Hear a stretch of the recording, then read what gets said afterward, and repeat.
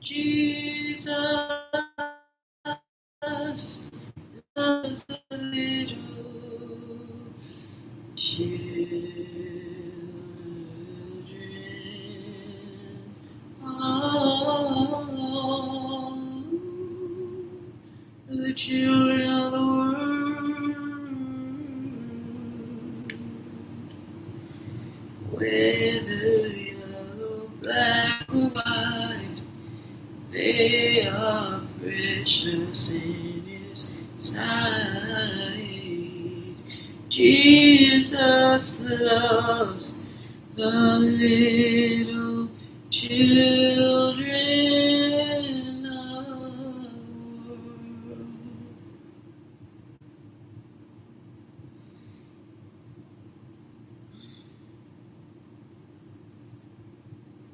Yes, oh, His Son bones. His Son. Oh.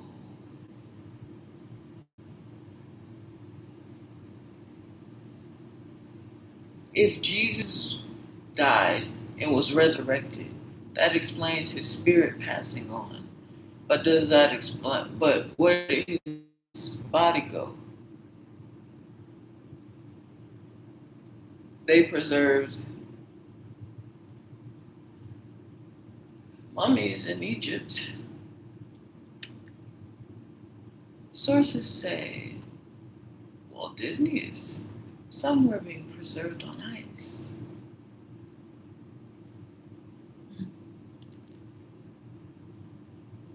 What happened to Jesus' body after He died? Because you realize that, right? People talk about resurrection. Resurrection, they never, like, what do you think? That's why He disappeared. So Jesus died. His body was tortured. They put it in a tomb somewhere. Literally, they told you that. 3 days later, He arose. What arose didn't mean He just got up and start walking again, right? Because why did He never return? Why did Mary have to go back and say, hey, I seen you? But what did Mary see? Mary did not see Jesus walking upright in His physical body again. She saw Him in spirit, not in the physical. And that's why they could say, no, you didn't. Because if He was up walking around again, we wouldn't be like, oh, where's Jesus? No, they were still mourning Him because even though He arose, resurrected, He was still dead, right? You realize that. So why do people think, oh, He's like coming back? Or they think about resurrection, He already came back.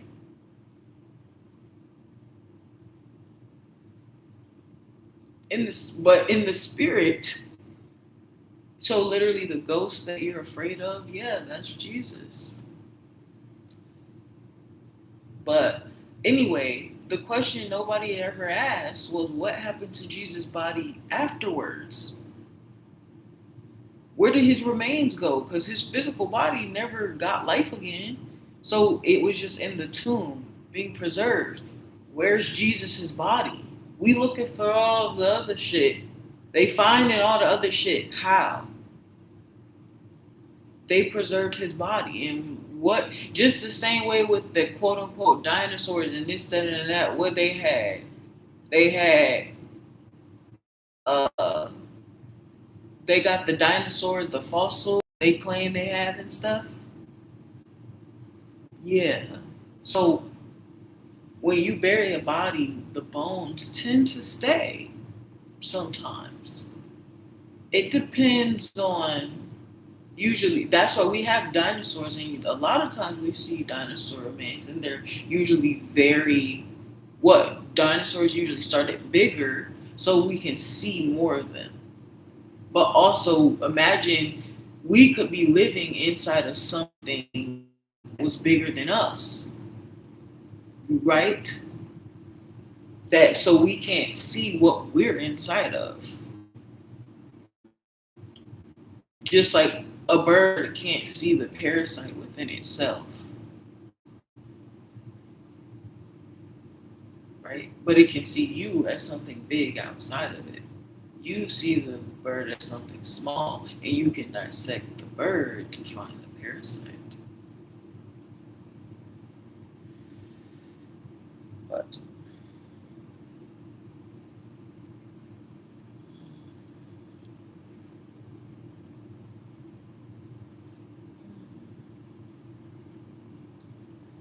yeah, Mary saw him in the spirit.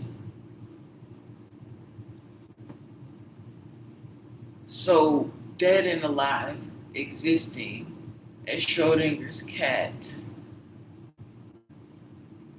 it's not just telling you that the cat is both dead and alive.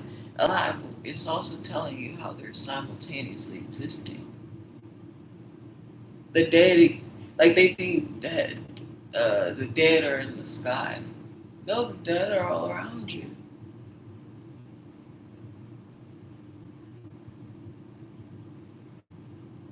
Those are so we're all family. We've always been here.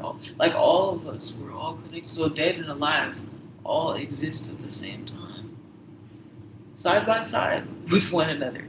It's just you lose visibility of them when they gain visibility within themselves. When one finally achieves clarity of their understanding their purpose and their near death experiences are a wake up call. Ow! Near death experiences are a wake up call. It's your body saying,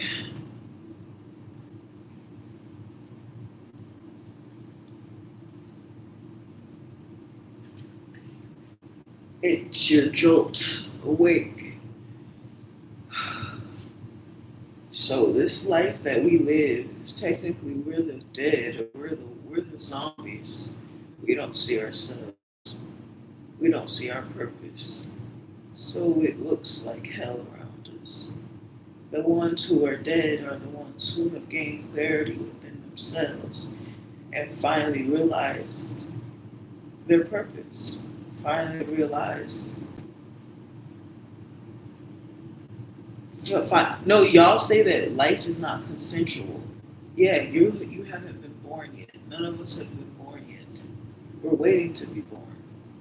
When we start to go into retirement communities and like apartment living, like that's why it gives very New York energy and stuff. That's literally like it's because people are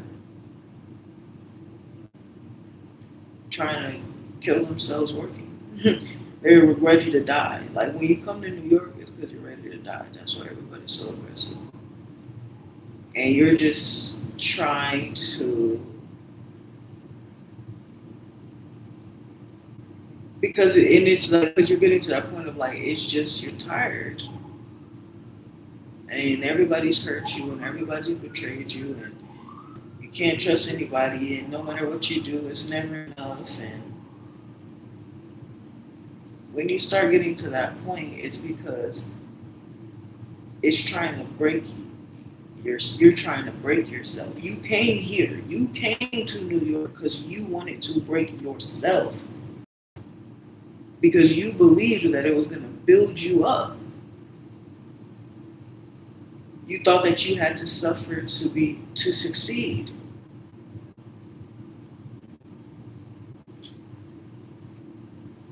But the truth is, you realize you thought that you could finally make it if you come to New York. But no matter what you do, it's not enough. And you're barely keeping up. What was that? Was that a song on it? What? You're barely keeping up. Did I post that? I think I did. Ow. So, yeah. But that's where you were willing to risk it. You know, you were willing to risk it all. And what you're doing is it's you because people say life is not consensual.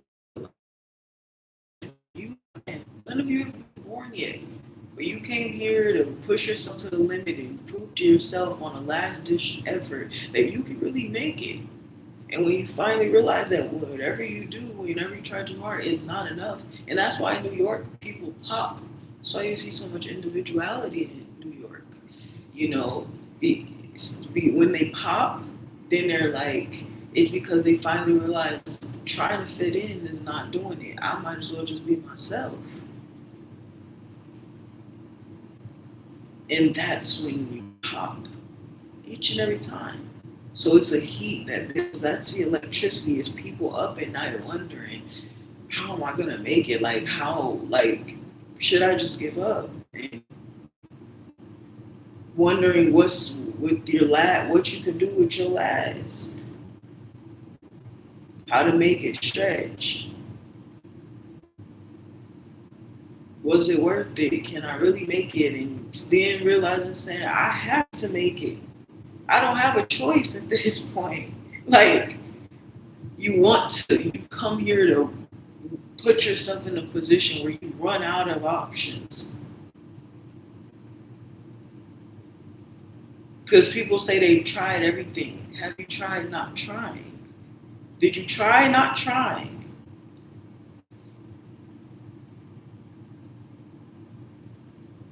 Did you try trusting that for some reason, somehow, some way, it was going to work out?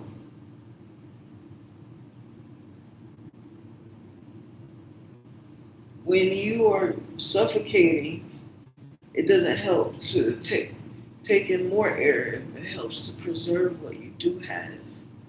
So that means we can't escape past our issues. We have to be willing to let the heat build up inside of us. And how do you charge? It's rest and relaxation. So really, people in New York, and that's why people who started to figure that out, they started to build communities, closer to the water, and and kind of recreating Tuscany vibes. And what is it called? The Palisades or something. I read a book about it. I can't think of it. Like the Hamptons, yeah. Because that's where it's like vacation land. That's for people who figured out New York. That's where you go when you figure out New York. When you realize you don't have to do the dumb, you don't have to do the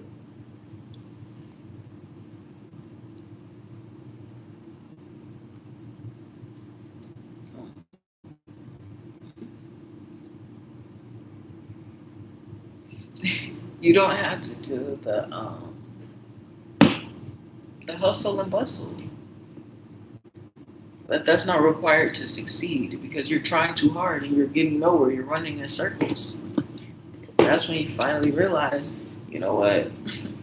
Let me try not trying. Let me just sit my happy ass down and let the shit take over at this point. Because I didn't try everything and it ain't shit working. So fuck it. Like, let me try not try. And then you'll surprise yourself how much that works. So just like, fuck it. I just sit my ass down. Because why? Now what's really happening is you then accidentally, just by sitting and relaxing, you're recharging. And you are then recreating your own internal fuel to survive. So then that's by you resting, you become your own power source. When you have keep running on depleted, and then you got to keep paying and buying to get the fuel back, you're running on negative, empty, and you don't realize, like, if you just stop, like, you think that trying to add more, make more is gonna get you there faster, but actually you just get tired. So you can only run as long as you can keep up. So it's like you don't realize if you just stop running and finally face yourself, finally sit within your own silence, finally just say, let me do my own thing. Let me just choose me for once in my life. Let me take care of me since nobody else seems to want to do that. Fine. And what you're really speaking is your own traumas. So you feel that again, the same feeling of not being chosen, the same feeling of not being enough, the same feeling of not being worthy. You hear the same things.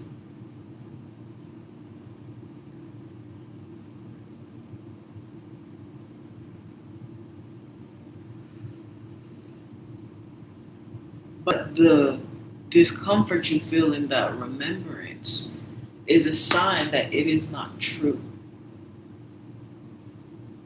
So only the truth can withstand a lie. So you must forge ahead without fear because then knowing your own power is what gives you the courage to continue on despite the obstacle. Yes, so the dead and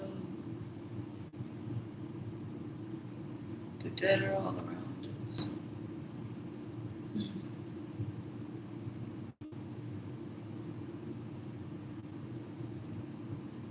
And they're living their best lives.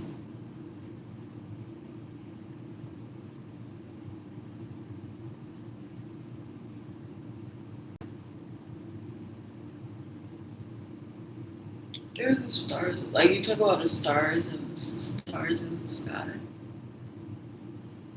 Yeah, everybody has their own star in the sky. And the constellations are the connections that we made along the way. It's really charting someone's journey. And yeah, so the stars are like coordinates.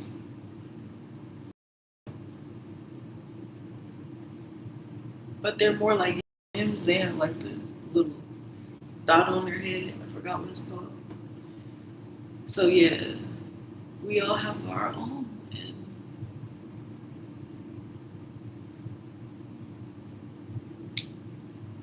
it's Bluetooth though, like wireless is is a possibility, but the connection is like invisible. But it's like you, there's a star in you, and there's a star in the sky, and when you connect and you get in alignment, and you're where you're meant to be, when you're supposed to be, when you can always find your own North Star and connect your. But you have made of many stars because you are the whole solar system. So the brightest stars in you, the reason why the Jupiter points, yes, they start, we say they're this, but eventually it all branches out. It just starts at that center point, right? That's just a node, so to speak. And then that ripples outward throughout our whole body and our whole auric field. So then that becomes our grid. So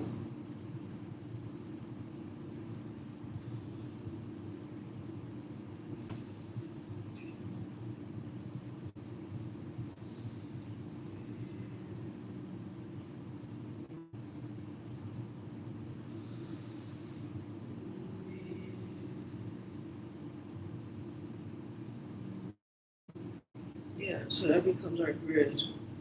And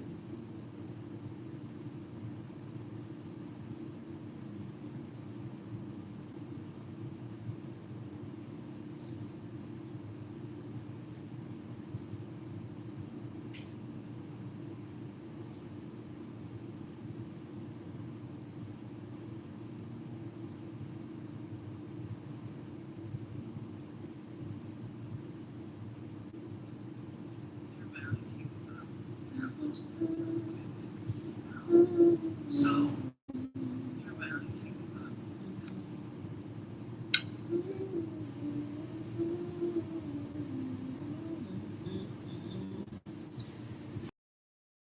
okay, so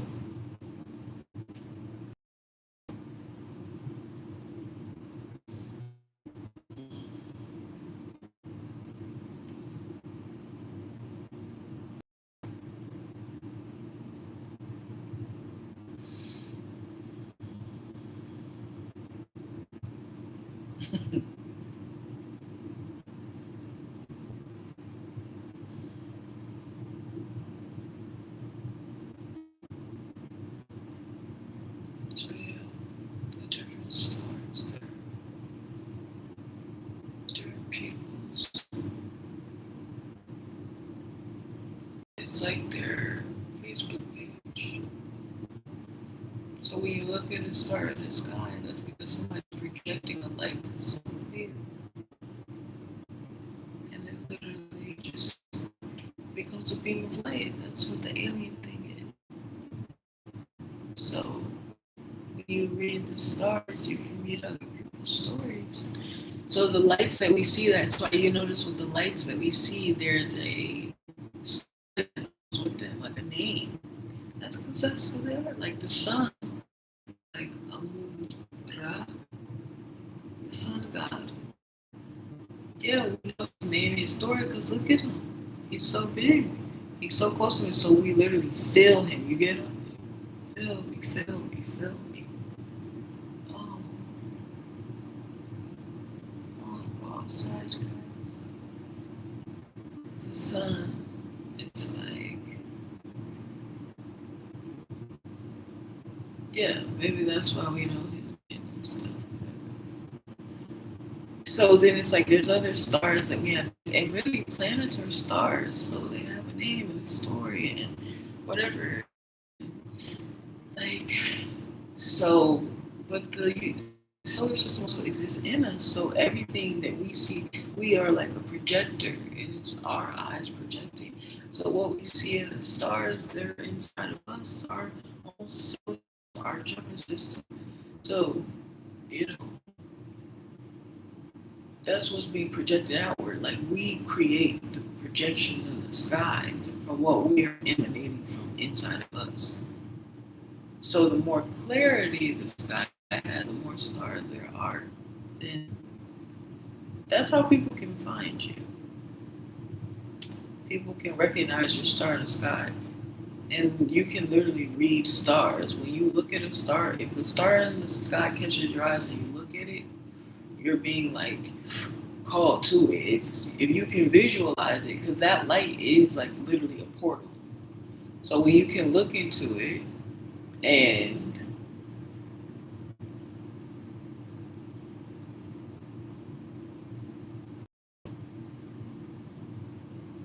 if you can sustain the, you know, what it you'll feel is a heat, but that heat is really a frequency. So if you can sustain the frequency,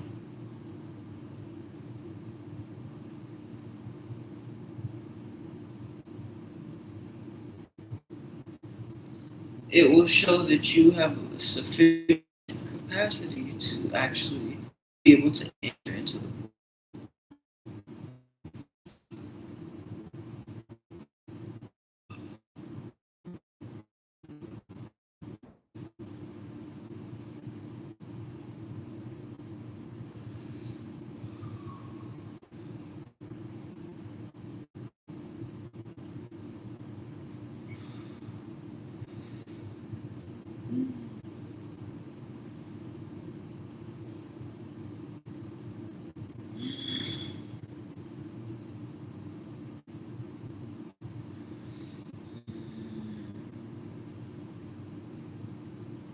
And that's just for your own safety. Otherwise, you'll be burnt to a crisp. Heat. People always want the light, but people forget the light is heat and that burns. So you just can go as close to the fire as you can touch.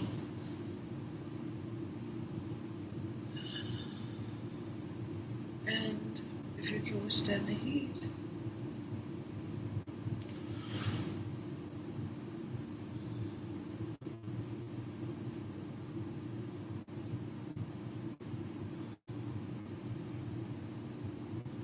then it shows your own progress. It's like you start in the gym at 5, and when that starts to get too light, you don't feel that anymore. It's your job to determine what to go up to. So it's finding your own rhythm and capacity. I always like to compare it to doing the splits.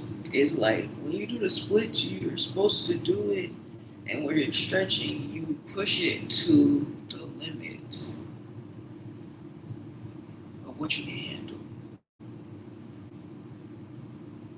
And then you kind of just sit in that. That's how you do it. If you just do it for 1 second, like, okay, you're not doing anything. So the point is to stretch it out, but you stretch something out slow so you don't break it.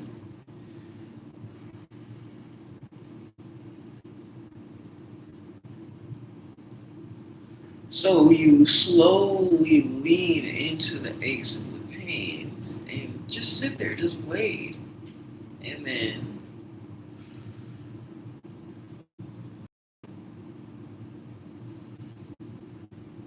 just breathe.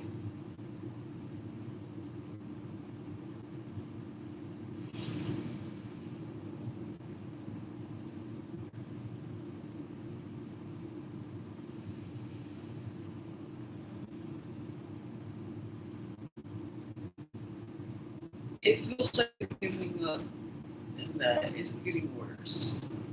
But it's not. You're doing exactly what you need to do. You're relaxing.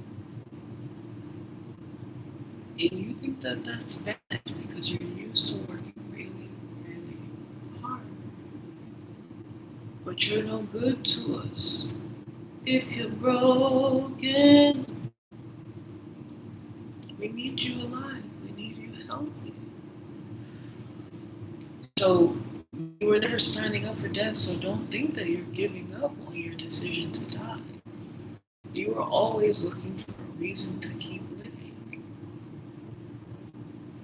Or else you would have just already done it. You were in but it feels like that because you were in the decision-making phase. You were weighing your options.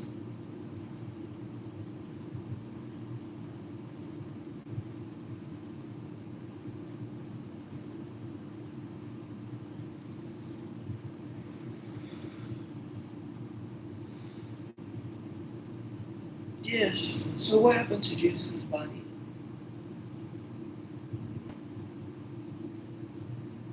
And they so-called have they find these other fossils and stuff, and then they have bones of other animals. There's some people they have these mummies but what was the difference in the mummies? Is because the bones, why were they protecting and preserving the bones? What's the significance of it? It's because there's information that's stored in it. Correct? That's why they were preserving the bones. Why else would they? Significance of the bones. It serves a purpose.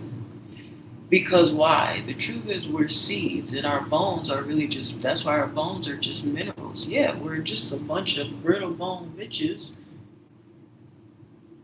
And our bones are literally like sand. So within us, that's like literally made of the land. So the problem is when we are, whatever we shed and is returned to earth, that gets reformed back into bones, into structures, into things. So it's like death becomes her. They just kept fixing up their bodies. And so people think that that's not possible, but yeah, you can become anew.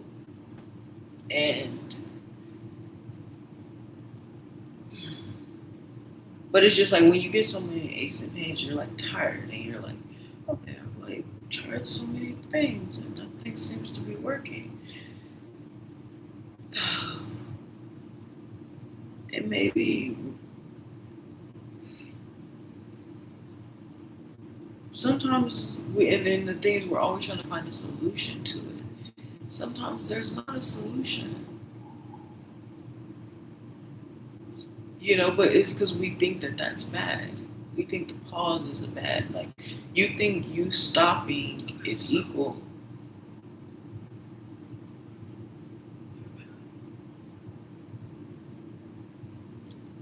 You think that you stopping is equal to you not getting the chance to succeed.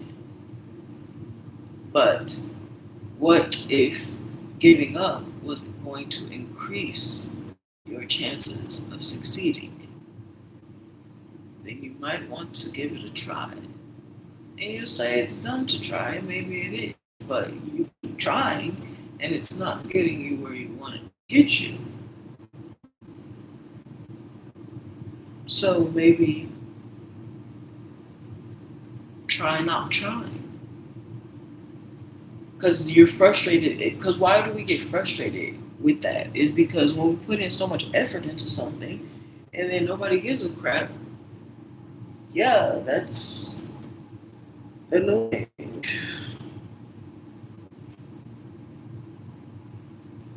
It could frustrate anyone. So,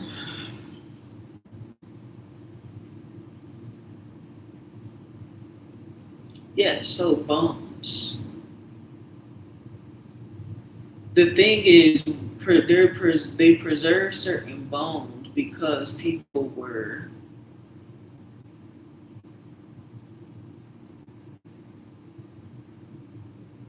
significant. Significant people, therefore, have significant bones. So, through someone's DNA, it will tell you how great they are.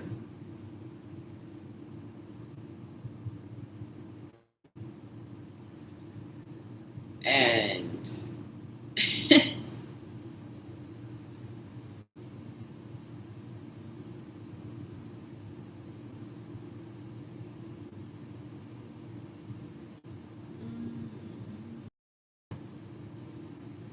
yeah, so it's like when you just stop trying, it's like, who knows, maybe that's what I said. The one time when I was in middle school, we used to like have gym class and we would play wrestling. So me and this girl, which mind you, she was a bully. She said some very cool things to me, but like we were sort of friends in a way. Like, I don't know. That was like the premise of our friendship or something. Um, and we got put in the little, so it's like the mat wrestling, where it's like it's a ring, and then we basically have to push whoever pushes who out the ring is the one who wins. Whoever, if you're the, or if you touch down inside of the ring, like all fours on the ground, you're out. But the goal is basically to knock the other person outside of the circle, and it's so that's just pushing each other. So that's usually like just force. So she was a small girl.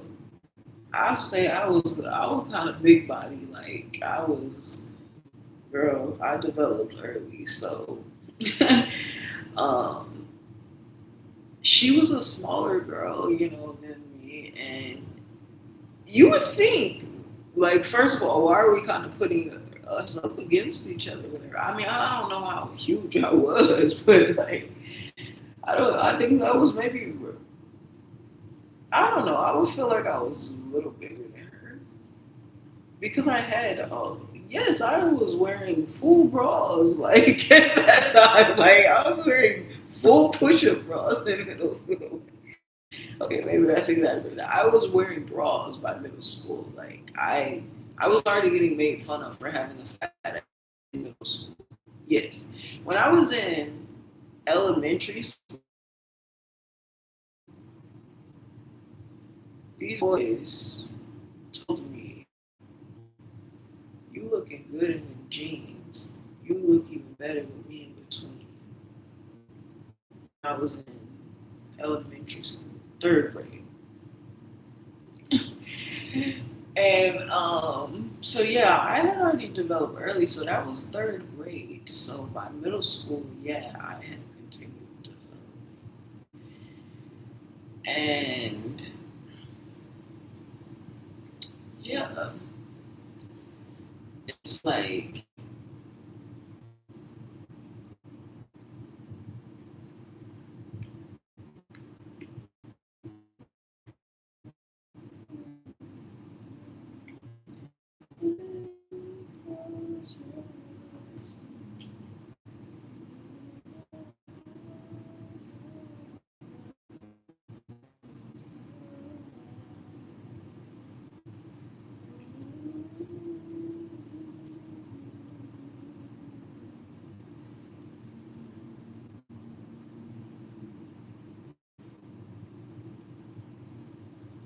So yeah, anyway, I developed early. So anyway, by the time that I was middle school, yeah, it was more. So anyway, why were we in the ring with each other? I don't know. But anyway, the little girl was little, but she was mighty and she was strong as hell. Like I did not. I thought I was really just gonna knock her down like a twig. Like genuinely, I was like, man, I got this. I got this. And we went boom, and it was just like pure force. Like, oh my god, wow, this girl is strong. Like, okay, some competition, finally. Like, we're literally tossing each other around the ring. Not like actually tossing each other, but literally we're like tangling back and forth, like tug of war, literally. And then it got this point when we were at like a impasse and we just bull like one equal force. And it was just like nobody's getting up. Like our feet were planted so hard in the ground. Her feet planted in the ground. Like we were. And I said, I just stepped back.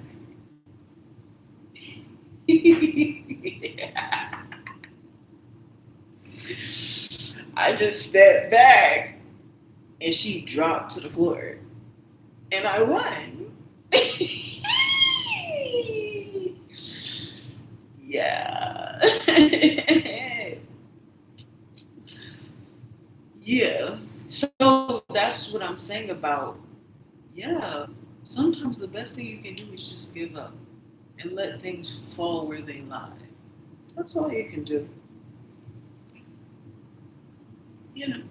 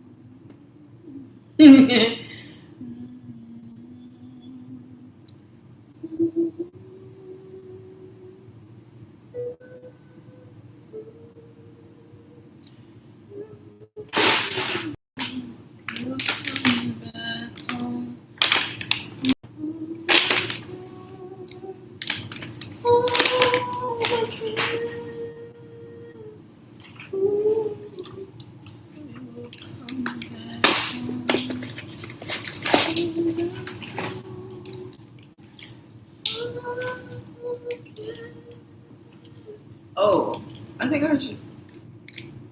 Okay. Yeah, I'm gonna eat these. See, that's the thing. I got an announcement to make.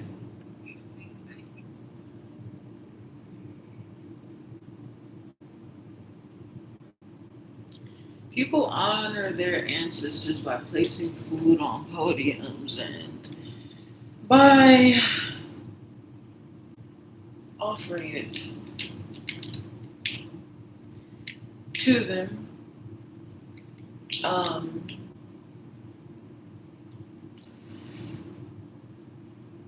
they'll take a plate of food and they'll leave it out, and if it's like stale or whatever, then it's like, oh, okay, they accepted it. But no, that means it has not been accepted. Literally, they're saying, "Oh, this stale." Like books, no books. Try again, books. That's literally saying, no, you're fried, stale, modeled, played out. Literally, played out. No, played out because you so stiff. Like it's giving portrait. Like when you model clay and stuff. Like it's giving sculpture. Like yeah. I was looking for something with a little bit more movement, and I was looking for the big boss. I wasn't looking for the corner boy.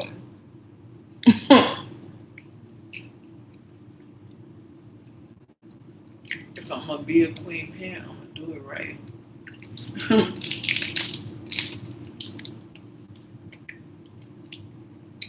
Gotta look tight. Because it is, right?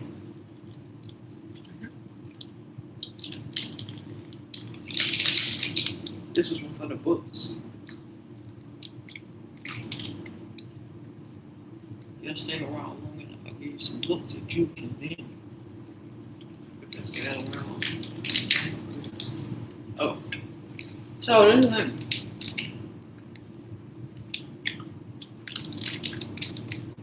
your ancestors, right? So how you offer your ancestors is by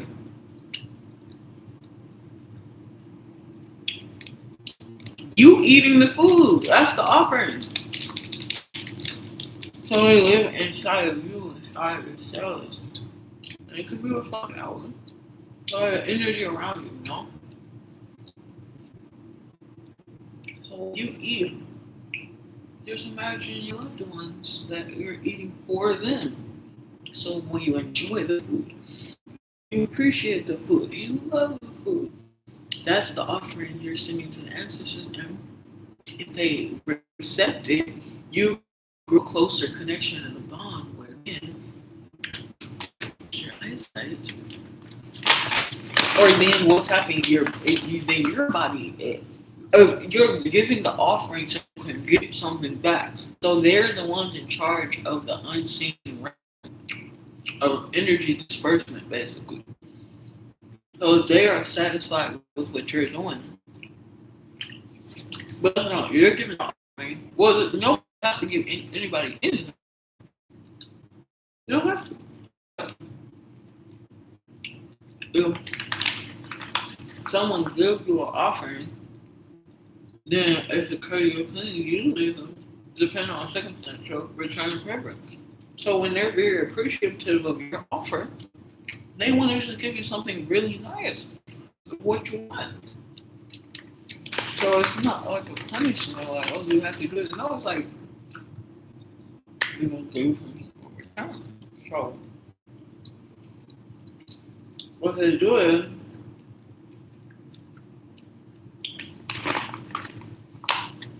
then they trust you more to go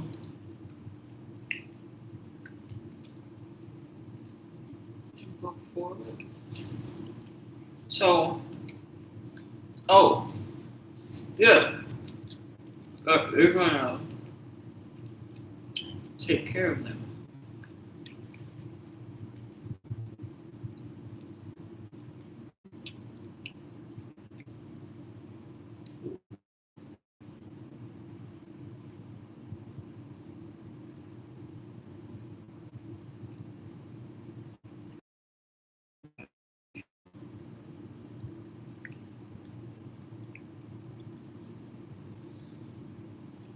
Oh my gosh.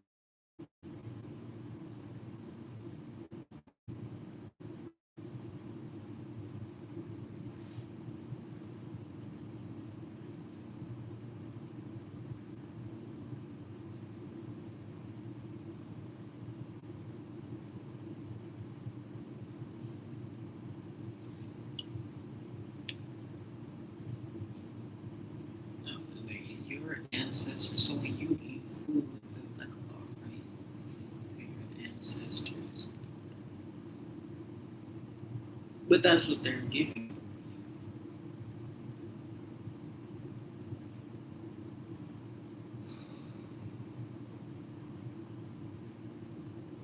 It's like the plants and the trees and the energies.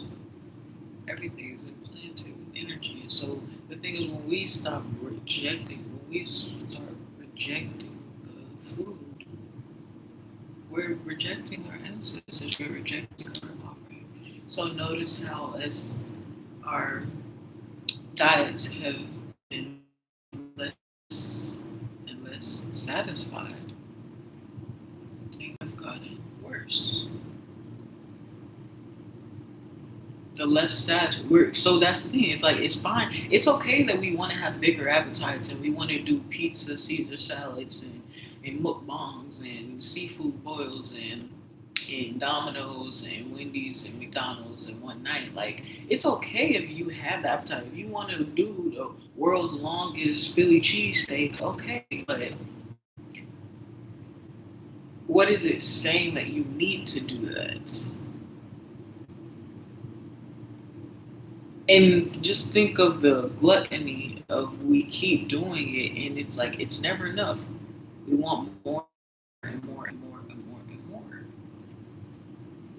So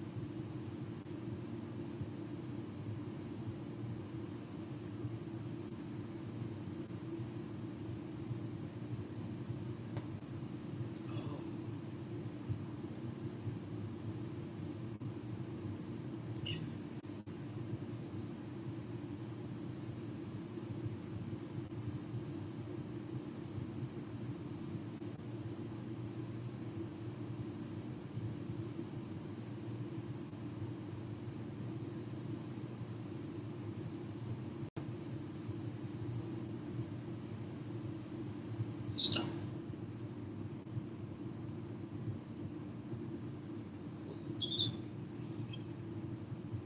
Connection.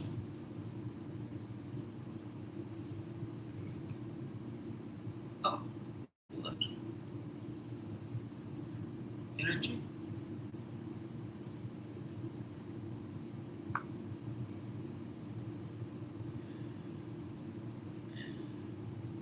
People honor their ancestors by placing.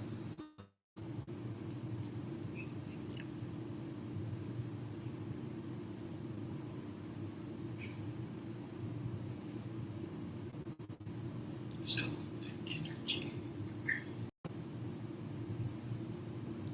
But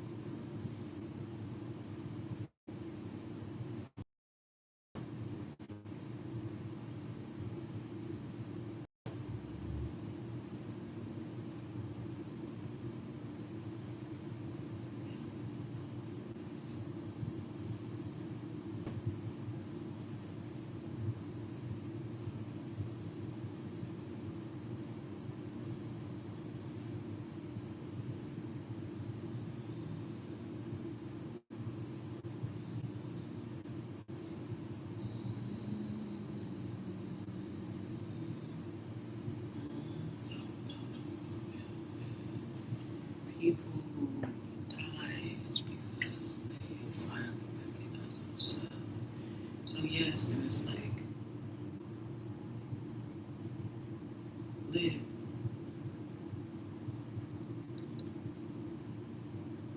Enjoy, because that's helping prepare you for what's to come.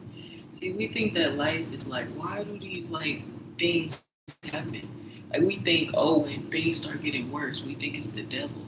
No, when things start getting like, oh my God, when things start putting you in a position to lose control and you don't gotta say and you just done with it all or whatever, that's supposed to happen because that is what is finally it's your invitation to rest. Like, okay, you've really had enough. You're ready. You're ready. So what are you ready for? You're ready for to do your purpose, to do what you're meant to do. So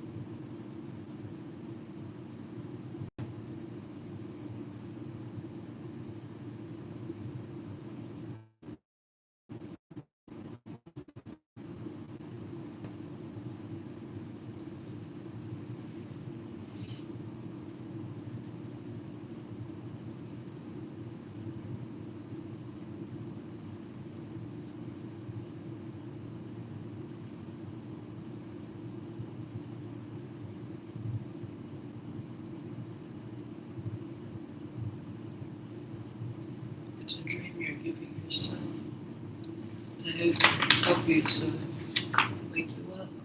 So those jolts, they're the obstacles God throws. It's a practice because we're preparing our bodies. Every time we get like a shock, surprise, bill, you know, something going wrong or whatever, it's like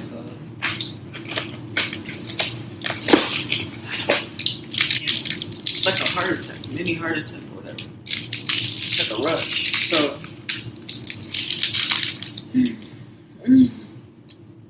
must neutralize the charge. And that's harmonizing the energy. So you control the speed.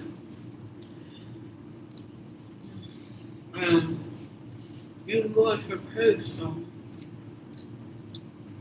don't be on a rush to get it done. Don't be in a rush to get it done. Be in a rush to do it right. And if you don't get it on the first time, redo it. That's what the repetition will help with the accuracy.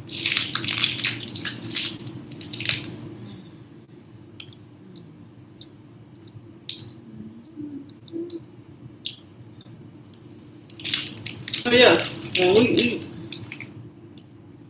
it adds to our density and that helps us to live longer. And so it's not just about eating healthy because you see that can help harm someone, and just eating bad because you see that can harm someone.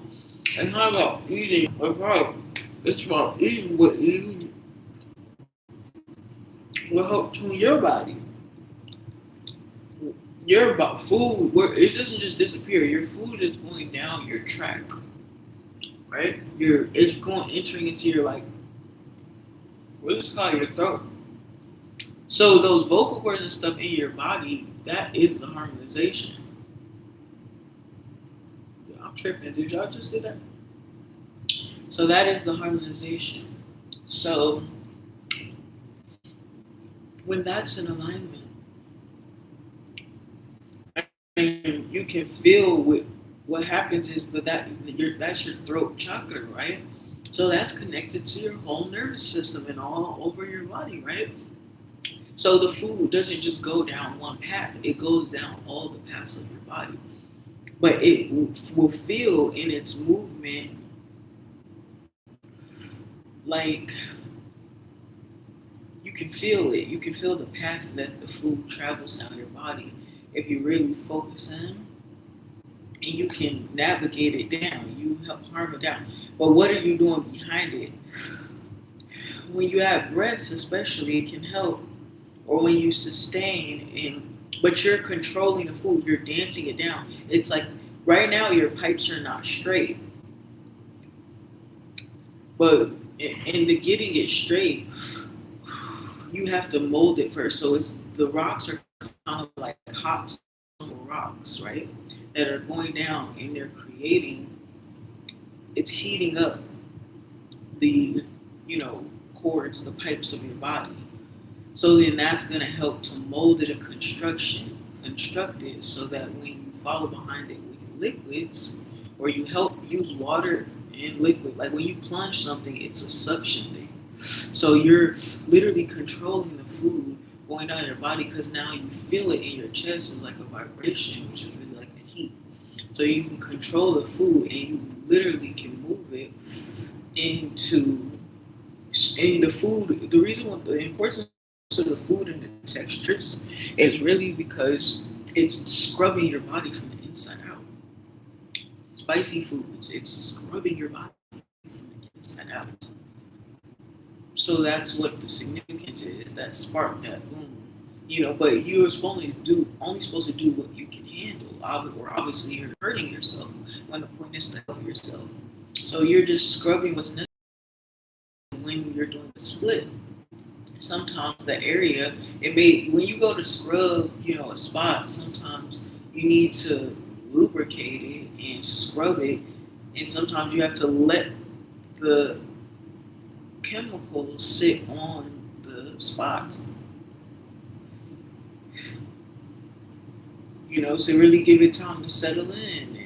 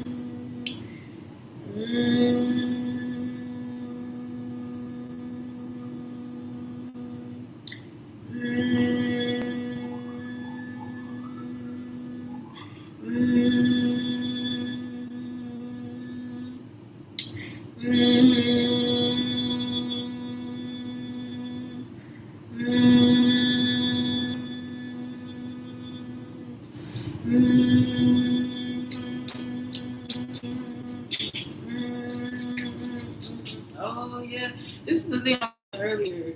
My only thing is I don't like wearing jeans because they just so restrictive. So that's why leggings are so tight. And I was doing the jegging sling for a while too, and that kind of worked. But it's like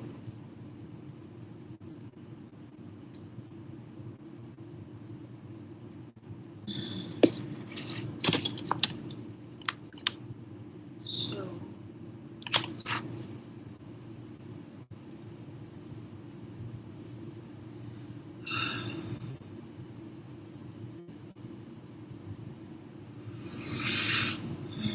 So oh yes, fuck.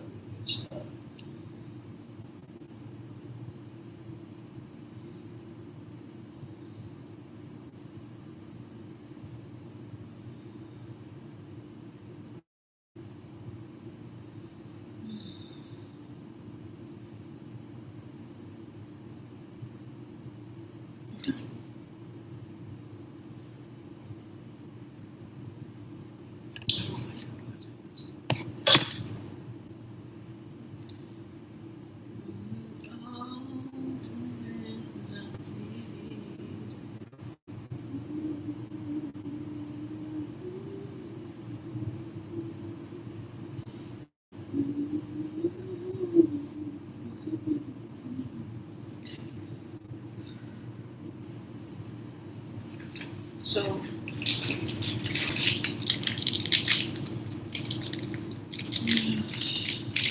yeah, so you can feel it go down, and then you know what needs to be straightened out. You see where you're basically the texture of the food helps you see where the kinks are in your body. So people who are picky with the texture of their food, yeah, because they're not ready for that.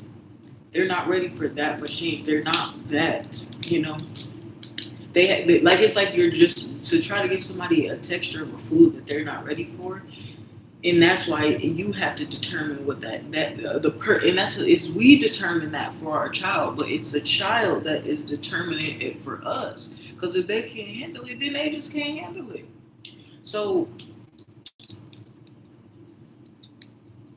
that means that if it's about crafting your internal world, because that's how you're training your body to find your own harmonic flow within, bridging your internal divide, then that baby's saying you're basically suffocating them. They're learning how to breathe still. So how are you saying when they have to eat and what texture they can eat? Imagine if your lungs are not, or your throat is not fully open. Like somebody's stuffing something in your mouth, but it's like whoa, whoa, whoa. It isn't passing down my throat. It's still processing it. So your ability to process is determined on your skill, right? You're basically feeding too much into the machine. So when you never eat, you decide when the baby breathes, because right, usually that's why babies choke, and that's how you know if somebody's choking when they're eating, because they don't know how to control their blood flow. It means you're literally suffocating them when they eat. So the reason why babies cry when they're hungry is because they're making a noise saying food is stuck. Imagine, think of it. If you have food stuffed in your throat and you cry, you're literally trying to clear your throat or you're choking. So that's why babies cry, because you're choking them when you're feeding them. They're not hungry. They were born. You didn't when that it came out good. Oh, it's but what is it? It's not about anything that you did. It's not about their needs. We're not. It's not about what it is about. You gotta understand. Yes, your baby come out. Your baby has lungs. Yes, your baby does not know how to breathe yet.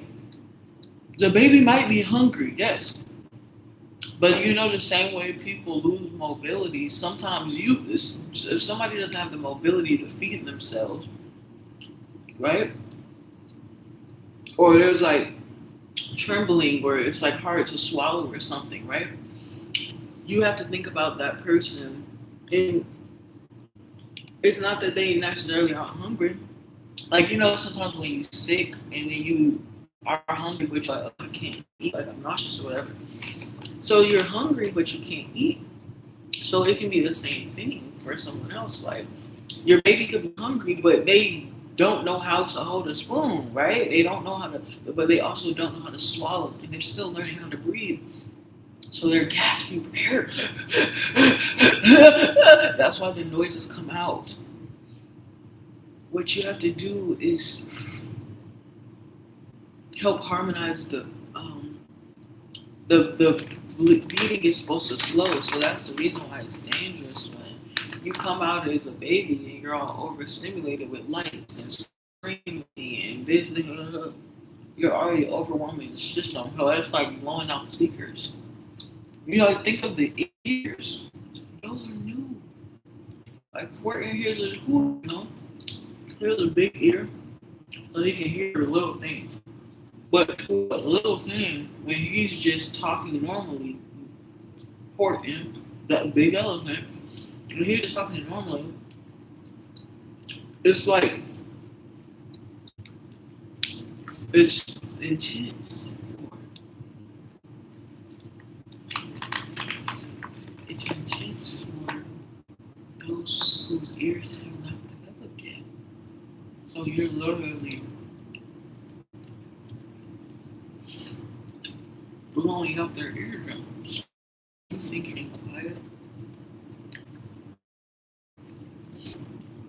So when do babies seem to relax? Usually when they feel safe, right? When they have started to learn, okay, this person is showing up for me, this person. But how do they know? Because you can't trust nobody at first. They're still building up their discernment. But there's a frequency that they feel that they recognize. Yahweh with being gentle with babies usually is calming for babies because that's harmony and they recognize it. That's why rocking works because they're used to the flow of the water and the bobbing of the ocean. And that's always the harmony that we're trying to get back to, finding our flow. It's not about who's out the longest. It's not about who's in the longest. It's about who learns how to do what when. And that's when you begin to feel it. So, yeah, so that's why babies are more drawn to certain energy. And,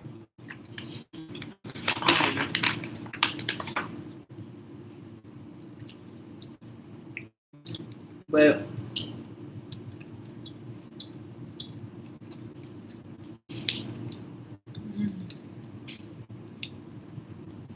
yeah, basically, so your baby hasn't learned how to breathe yet.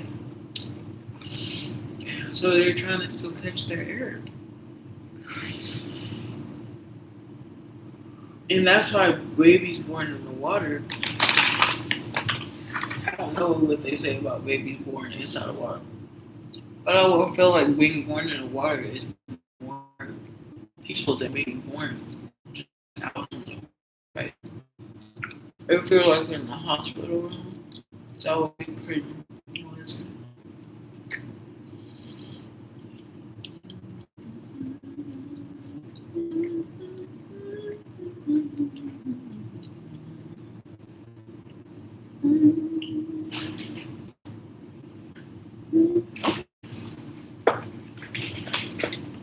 Snack haul. It wasn't a snack haul, it was just me eating it. Now it's a snack haul. It's official. So yeah.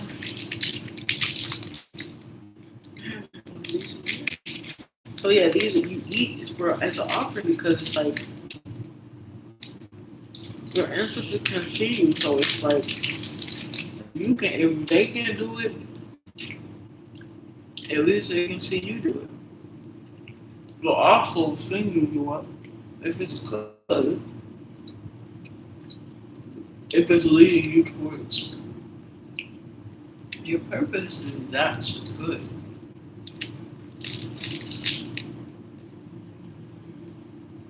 Because you're creating a pathway of connection.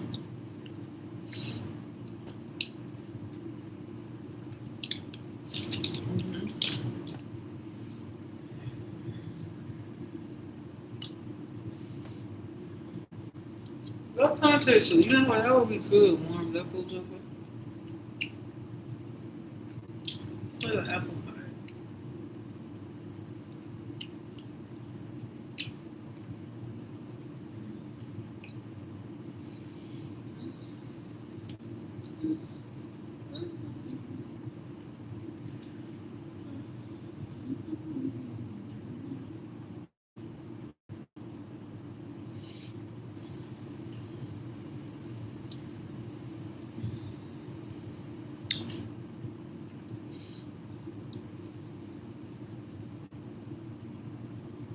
So the ears are new, the nose is new, the eyes are new. New body, new me.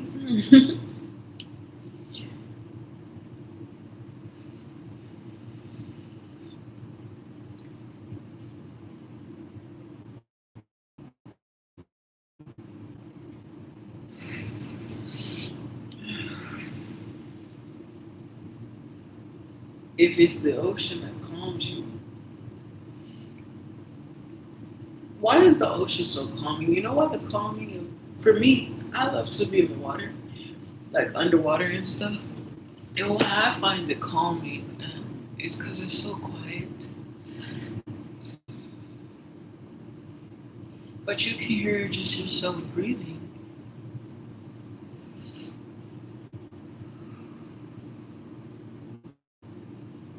And you can hear little noises in the water, like swishes of the water or whatever. Sometimes you can hear like muffled talking from above the water, but it's like, it's mostly just the silence and the peace, so it's just like, and why? Because it's so constant, it's so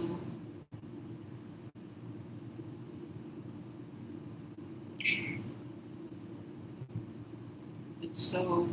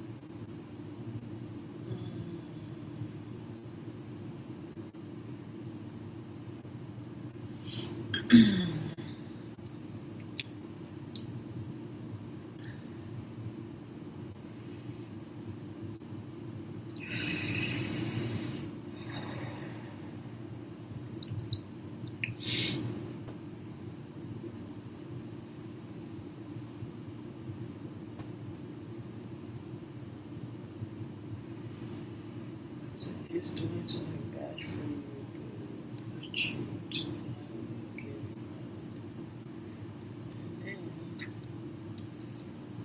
And look at you to stop trying. You stop trying.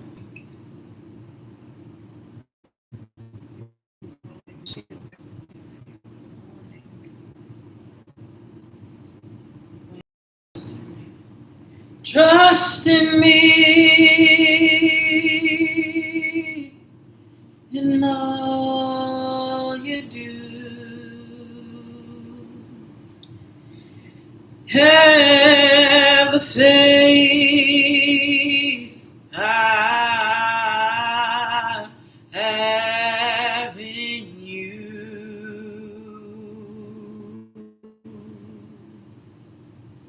The world will see us through.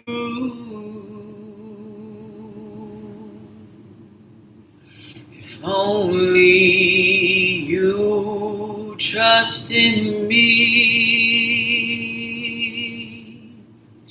Why don't you trust me?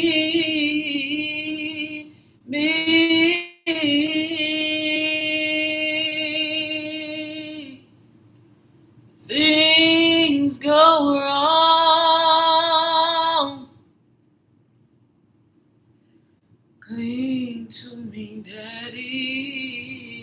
Oh, and I'll be strong. We can get along. We can get along.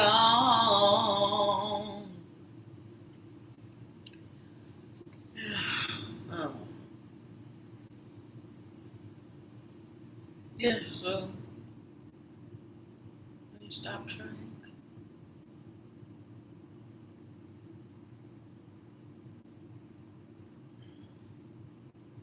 And it's not that it just happened to come, right? Do you notice that?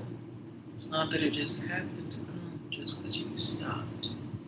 It's that you finally stopped fighting it. It's always been trying to come to you. It's not that you became more worthy. That's why it's about not trying anymore. Because then that's the only time you're going to be actually satisfied. You see, people say, oh, people have it all. Rich people have it all and stuff. Rich people are just some of the first pioneers of thinking they solved the problem existential boredom. That's all they are. That's all the rich are. People, because they realized nothing else was working, and they tried to do the best that they could for them to try to make it all make sense, to try to find some gold. And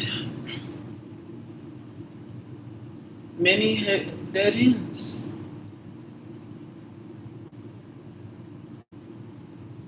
Many hit forks in the road.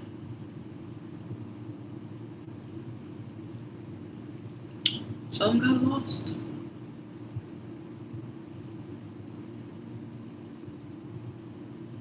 So,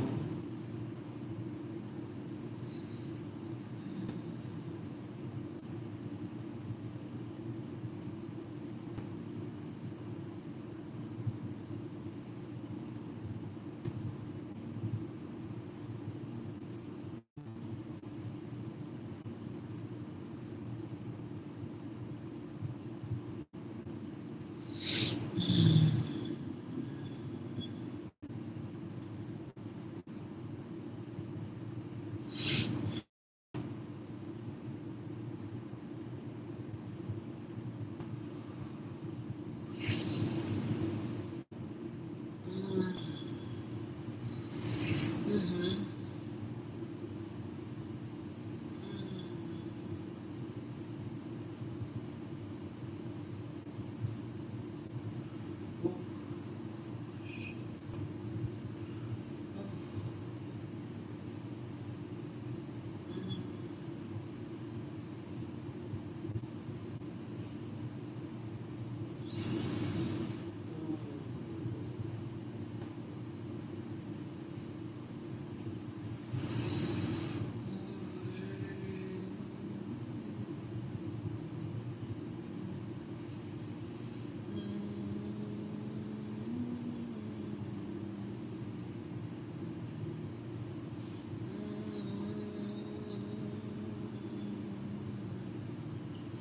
If you're being in my world, if you're ever going to be in my world, and to be in my world, you gotta be in my head. Then you would do it too. Hey,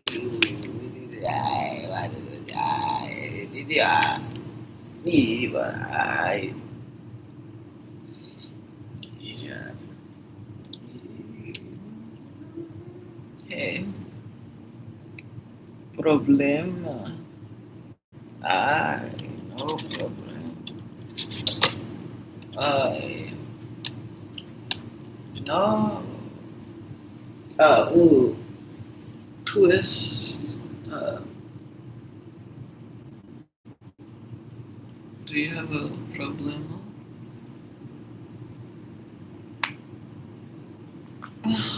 What the hell?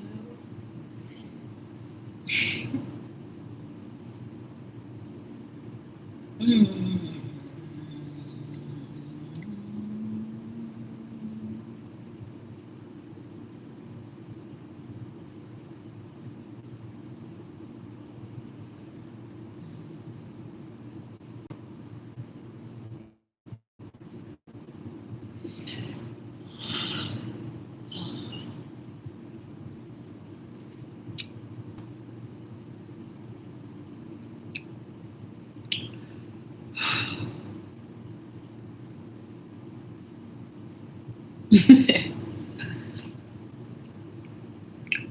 Not just doing nothing, but doing whatever I want. Or, but sometimes it get to do what I want. It requires doing things I don't want. That's the training process. Duh. You do it for the burn. That's how you train. So you can be prepared for when the day comes. You're refining your skills.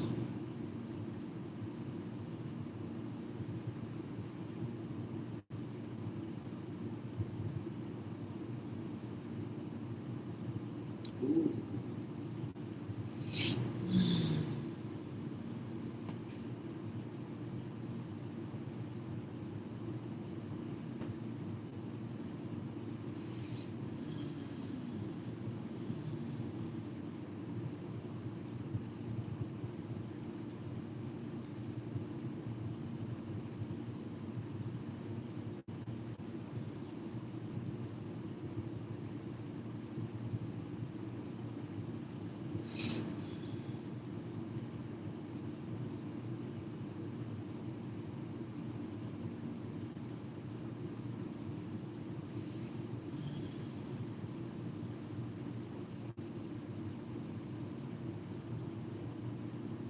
Mm.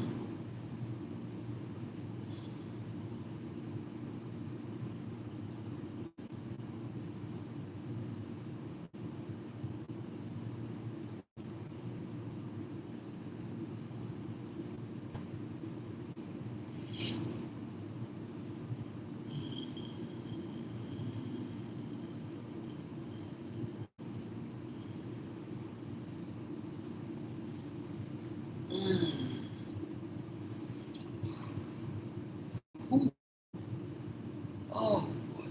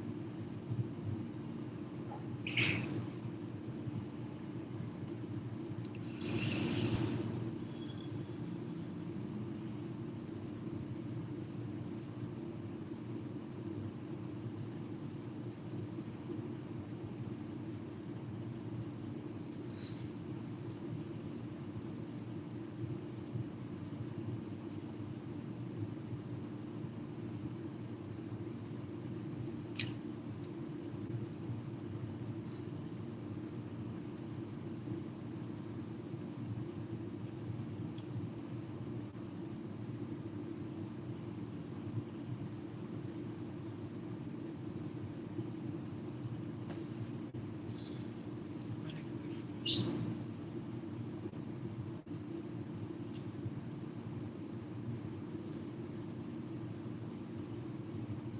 That's all this life is. Running away from ourselves. Running away from our purpose.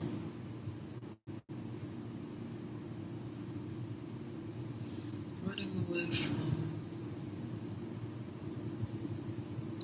responsibility. But it always catches up with us.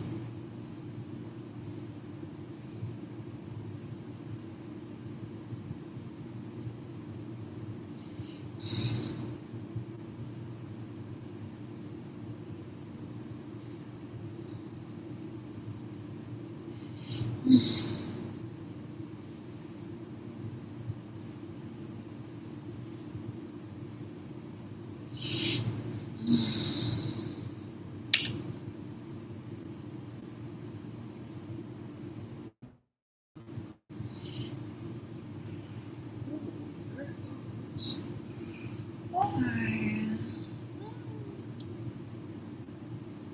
Oh, there she is. Oh.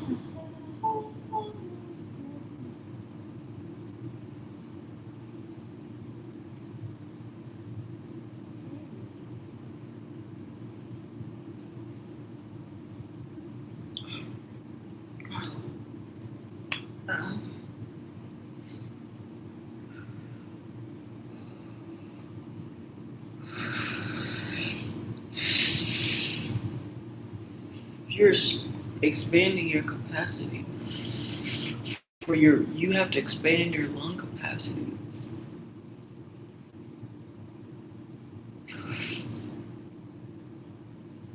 So your ability to preserve is gonna determine your survivability rate. And the more that you're able to expand within yourself, the more air you're allowed to let in by actually taking a breath. Notice how many times you haven't breathed during this whole conversation.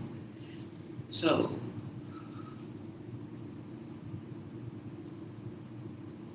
breathe and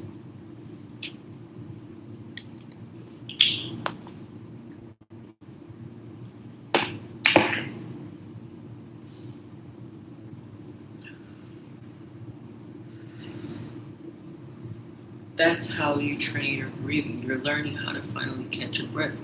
A lot of times we either spend our life holding our breath, afraid to live, or we are constantly taking the leap of faith, trying to hope that something sticks and that something finally does, or just doing things to try to give us a jolt forward, to keep motivating us to it's like, okay, until I make it, until I make it, until I make it. So you just keep thinking, I just need to do something else, do something else, do something else. And if you ever intend to actually perform, you have to decide, right? But if you're not ready yet, you're not ready yet. No one can force you to go on that stage.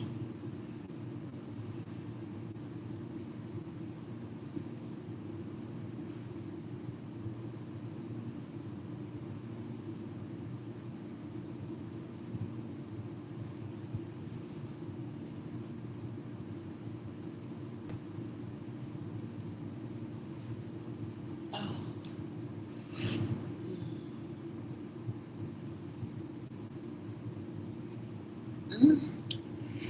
Ooh.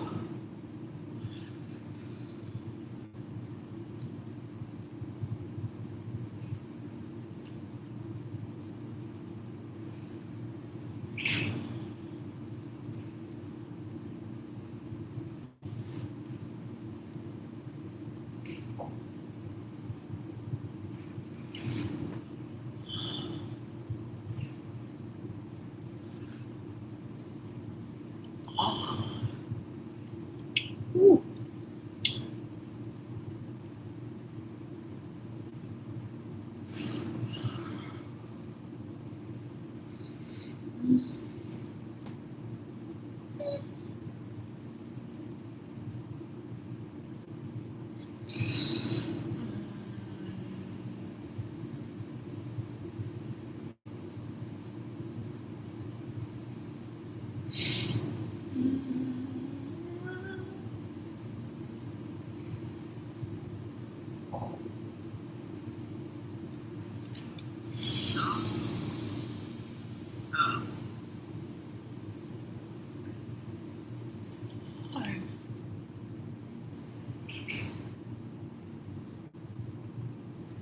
Oh.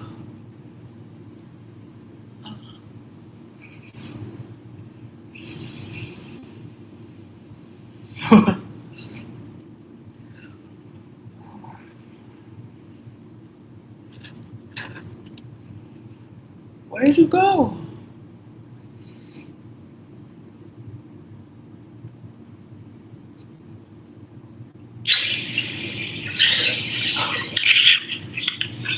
Peace and love, peace and love. What's up? Abundant sun, abundant earth, abundant moon, abundant stars. Love to all. Sun, moon, star, that's what's up. Okay.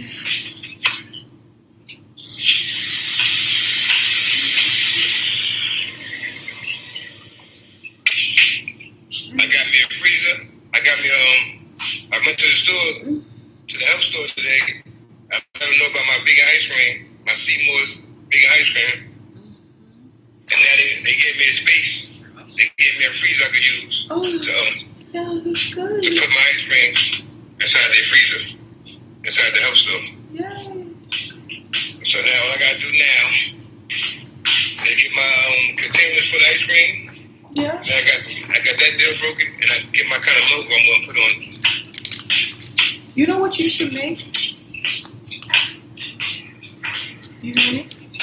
What's that? You should make like different. I don't know what kinds you can make, but maybe you can make different kinds. But you should make like sea moss sprinkles because me personally, I like to have my ice cream with sprinkles, but I don't know if that's healthy or not. So maybe you can make like a That's great. That's a good idea too. great like a sea moss idea. Or I know you were smart about a lot of like herbs and stuff, so that might be to go with some like thyme or something, or like some rosemary. Rosemary on the sea moss ice cream, or different things like that. But like, Good right there. Good one. yeah, That's very. that's what I'm saying. Is sprinkles, but they go with different types of sprinkles. But I know you use sea moss with everything, so hey, maybe that would be good. Okay. So once I get that first store, now I could use them pictures from that for the other store. Like, yeah, I work with this store. We got it in this store already, and now that can help me get it to other stores. Can I get to see how it's over here? Then I got it here. Yeah. And go further. Okay. And people will love it. I felt good about that today. Yeah. He said, yeah, you can put that. So as fast as it goes. Because they already got big ice cream, the Oatly, different ones. But they got a lot of space for more. So I said, he said, yeah, because I shop the whole time. I buy all my wild rice and all my herbs. I actually put them on the map when they first opened up, like during the pandemic. I was sending a lot of people there. So sending a lot of stuff out. I was buying from them to help out during the pandemic, to help out. I did a lot of shopping. It's gonna be good. Can't wait to see it. That's what the community needs. Mm-hmm.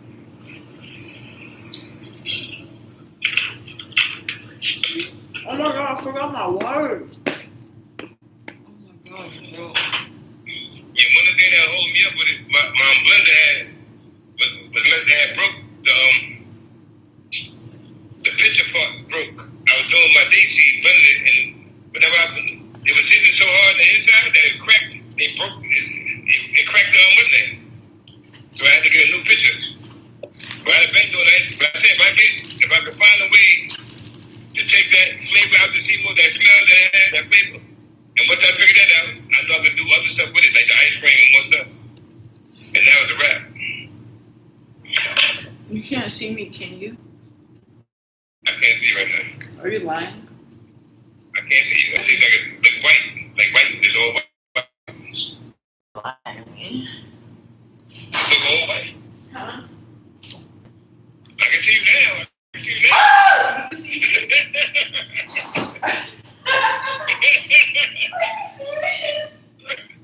It's not cool. Oh wow. Look at you. Look at you. Are you serious? Look at you. Ooh-wee. Are you serious? Really? Now let me say.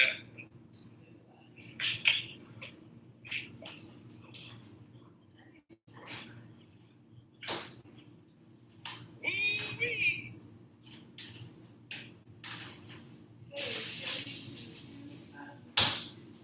I see you now. I see you now. You see me now? Are you serious? I see you now. Like, actually? You can, like, actually see me? Is it just like a shadow? No, I don't see you. I just see all white. Are you serious? Yeah. I just see all white. It's all white. I know. Like, You saw a shadow? I don't see no shadow. It's just white. Oh, now I see you. Oh, wow. What you doing? Can you actually see me, bro? Nah. Wait, why? Bro, why you keep doing that? You're not funny at all. I don't want to see you, man. You know you got it covered. I can't see through that. Whatever you're doing, you got it covered, right? Yes. I But you can't. can't, like, I have a white one. Oh, white? Yes, but you can't see through it, can you? Oh, that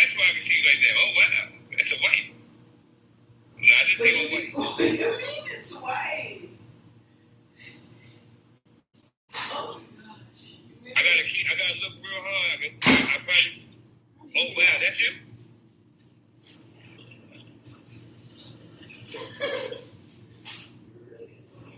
Put some clothes on. Put some clothes on. I do have clothes on. Why do you know that? Why do you keep lying to me? You can see me? I don't see you. Yes, you can.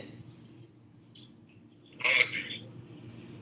Why are you saying that you can't see me then?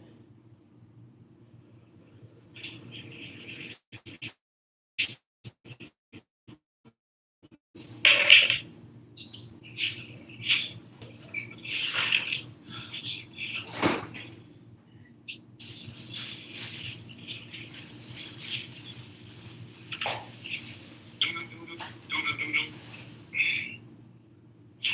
Don't waste your time.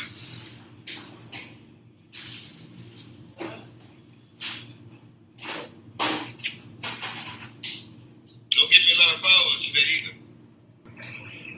What? I said, don't give me a lot of followers today. Don't give me a reason to invite. Give me followers on a good note, not no note. I don't want nobody not misunderstanding you.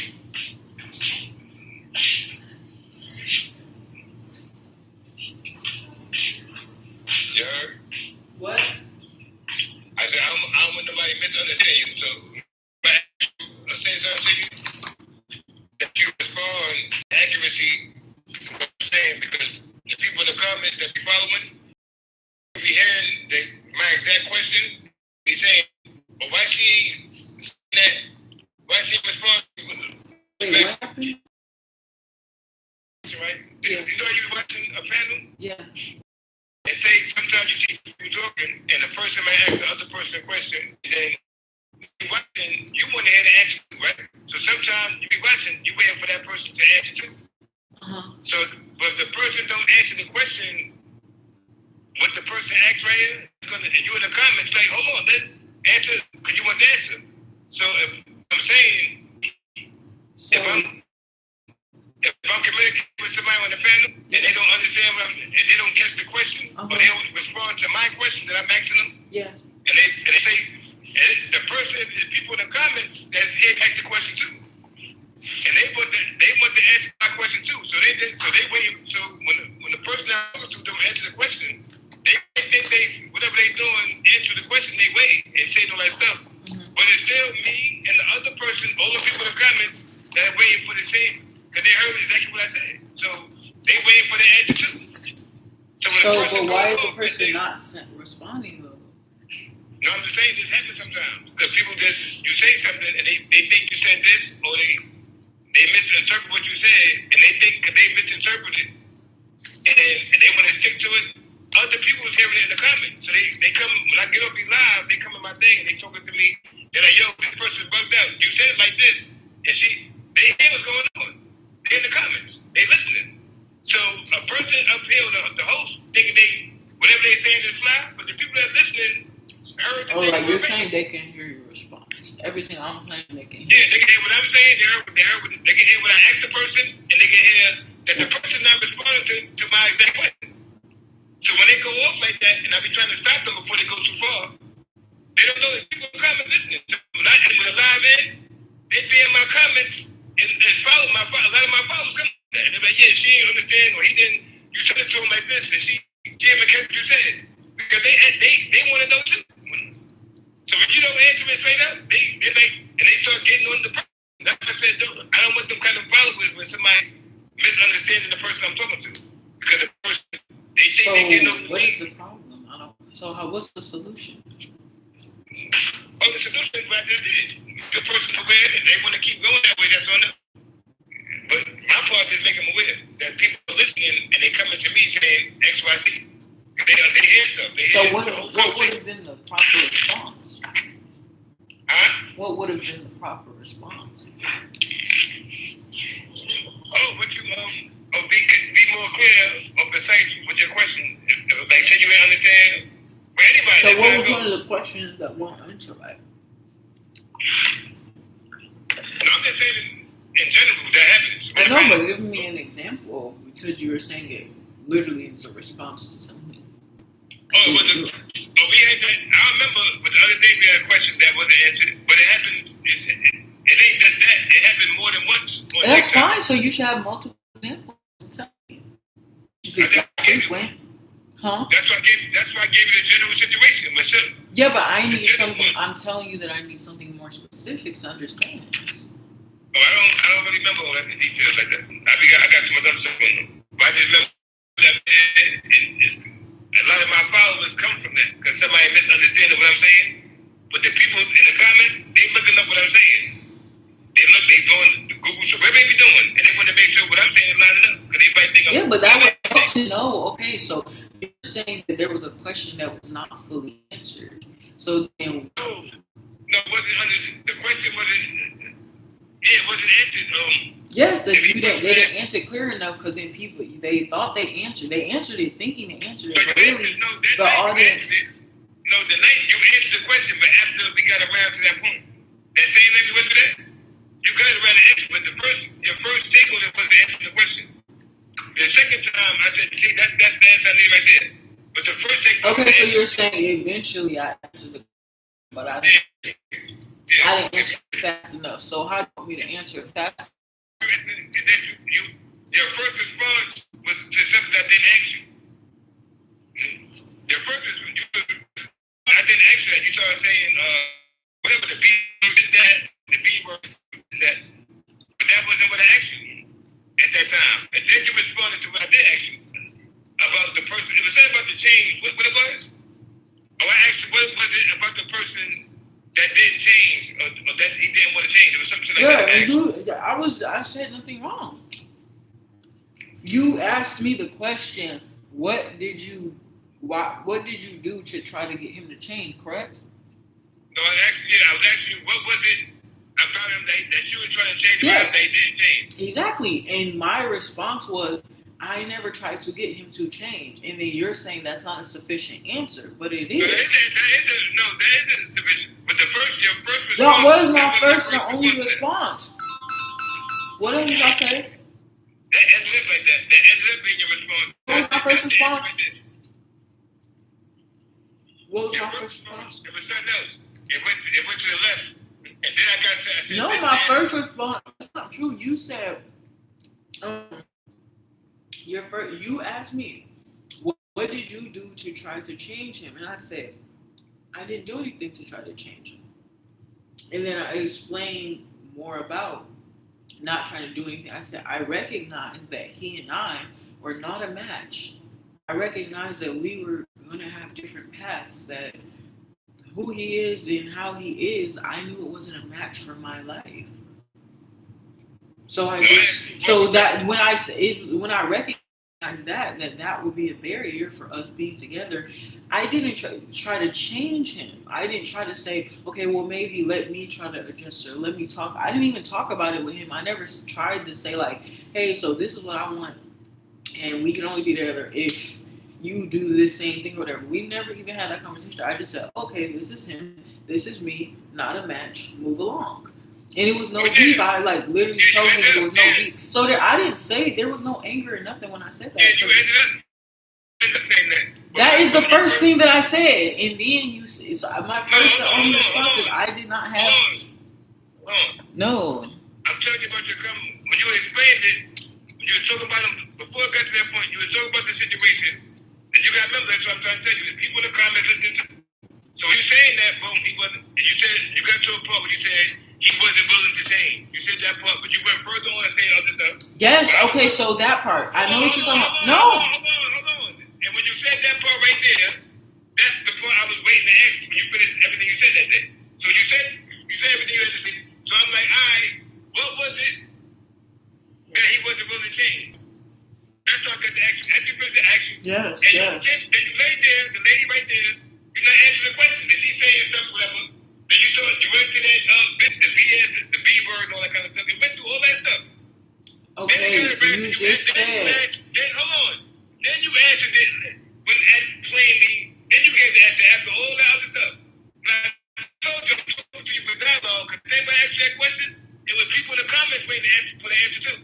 So when you did that pause and you went through all that B word stuff and all the action was that, that's what threw was, what was he wasn't able to change? And like I told you at that day, I said, I'm just trying to No, get but that wasn't the question you asked me. No, the question you asked me, the question you asked me was what you specifically asked me. What did I do to try to get him to change? No, And then you said, what was he unwilling to change? So you were asking me. That's not what I asked you. Yes, it is. You said you were at one. No, but you asked he me. wasn't willing to change, right? You said he wasn't willing to change, and I asked you. Right. That's what I said. The reason why, when I first said, the reason why I stopped talking to him was because he was unwilling to change. And then you said, what did you try to do? What did you try to get him? What did you try to get him to change that he didn't change? That's yes. What did you try to get him to change that he was unwilling to change? So then that's why I responded. I never tried to get him not to change. So then you said, well, and then, so you that's different questions. Then if you asked me, well, he was unwilling to change. Or if you just ask me, what was he unwilling to change? I can give you an answer for that. But when you ask, what did I do to try to get him to change that, then he wasn't willing to change, that didn't happen. I want to know what was it he wasn't willing to change. Yeah, so what? But I also asked that as well. And that's why I said, no, listen, because you said, what wasn't he willing to change? And I already told you, then I said, his cell phone. Then remember you said, what's wrong with the flip phone? Because I said, he had a flip phone. And I explained, I was judging him for having a flip phone because it wasn't anything that was openly stated. It was my own made up judgment that I was saying to him, him having a flip phone to me at 30 years old with riding in a hoopty, working at a minimum wage job. When I looked at him in his life, and I'm 18 years old, he's like 30 something years old. I'm looking at him like, oh wow, this, and he was stubborn. Like it was he's the kind of person he doesn't want to change. He want to do everything the same, everything like he's so comfortable where he is, and there's nothing wrong with that. But he's very set in his ways as he was older. So I just recognized that, and he was the kind of person he's like he didn't, it was just his life or whatever, So whatever, I was just like, to me, I wanted more than that. I already knew if this is the life that he's comfortable in, which means he's not changing, he's not trying to go anywhere, he doesn't want to change his flip phone, what other areas of his life isn't he trying to upgrade? But that was my own judgment. And so I was looking at like, I want all these, flashy things, I thought I was going towards a, big life, but really what I was chasing was purpose. So just like that feeling of safety, like, feeling of belonging. And for him, so that's what I was just saying in regard to him saying, what was he unwilling to change? So I just took his keeping the old phone and living in the same place and flip phone, to me that signaled I'm unwilling to change. I'm not willing to let you into my life. Right. So then that was in itself, right. So in itself, that was already an example of what you're just asking me. You asked me the question, how is he unwilling to change? I answered. That is an answer. Yeah, that was it. That's what I said. You gave the answer, and that was later on. But after that too. So when I first asked that question, she was saying stuff too. She was saying, oh, that kind of question is this, but you wasn't poor. You ain't answered this. You took a long time to answer me. So she was saying stuff, oh, that kind of question. Okay, but so when you is that a problem? Is that a problem? I didn't say that. I'm telling you. Why? So what is the point of telling me it was long? Okay, it was long. So what? Is that a problem? As though I should stop? I'm not telling you no problem, man. You ain't let me talk. Every time I talk, you're putting the word problem there, you're putting that into the universe. I didn't say nothing about no problem. I'm saying, why are you telling me this? You just told me I took too long to answer the question. You just told me I took too long to answer the question. Okay, so if I took too long to answer the question, are you saying I should answer the question faster next time? If I'm talking right now, why you not let me talk? And I'm saying to you right now, why you keep stopping me and say something while I'm talking? When I just let you talk the whole time by yourself. No, stop. I don't understand that. Okay, if you want to hear me, you should be just let me talk, right? So I can just ramble on and say, you get your answer right there. Why stop me to slow the answer down? The answer's coming right there. Answering it, you're wasting your time answering it when it doesn't have anything to do. It sounds sound like you want to be confused about my answer and try to make it. Because now if I answer it straight like that, you're going to be missing this part and that part. I'm not trying to go. So you get it all right there. Now you're forgetting the question the whole time you're talking. You're forgetting the question the whole time. I'm not trying to leave that now. Okay, so say what you were going to say before you forget. That's why I said you cut me off. Now you already forgot. Okay, so shut up. Shut up? Are you serious?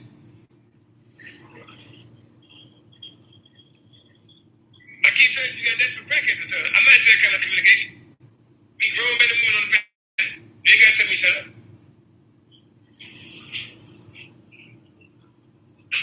We can talk regular. Bruh.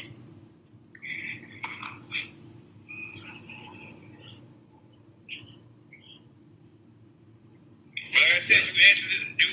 That was the appropriate answer you gave to that. It just. So what is the critique that you're giving me? Oh my God, man! I can't even talk. I can't even talk. I gave a great answer, but he's telling me I can't even that I talk. didn't give an I see. answer. I just came on to answer the question. And like, oh, you did it. What are we talking about right now? We're not talking about nothing. You talking about your own thing. Every time I say something, you doing like that shit. It's not about every time you say something.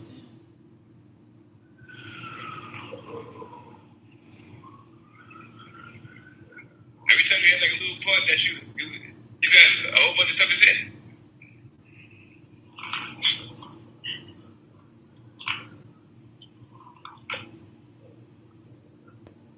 But don't worry about it. Just read Dr. Frances Cress Welsing. And when you read her books and stuff, especially the ISIS papers, and you see what she had to say 40 years ago, what's going on today, how people communicate today, and when you read it and you see how people communicate today, it's like, wow, they don't know what they're doing. But she wrote that, she said it's going to be like that for, and you're seeing it go on today. People are communicating for quarrels and talking for quarrels and trying to get into a quarrelsome situation, regular conversations. And who does that? Who that come from? People. They look for quarrels. Oh, you trying to be personal? They look for things to turn into an argument and stuff like that. And they run things now. They are the program directors. So you see people communicate like that. That's showing that the people got that kind of power. That they got men and women communicate like them. About rabbits. They turn that shit now. You can talk to them about the human body, about neuromelanin. They turn it to a joke or something. Like a rainbow boy. Remember, rainbow, they don't make children. We reproduce, so we got to take something serious. We're making children. A rainbow don't got to take nothing serious. They're not making children.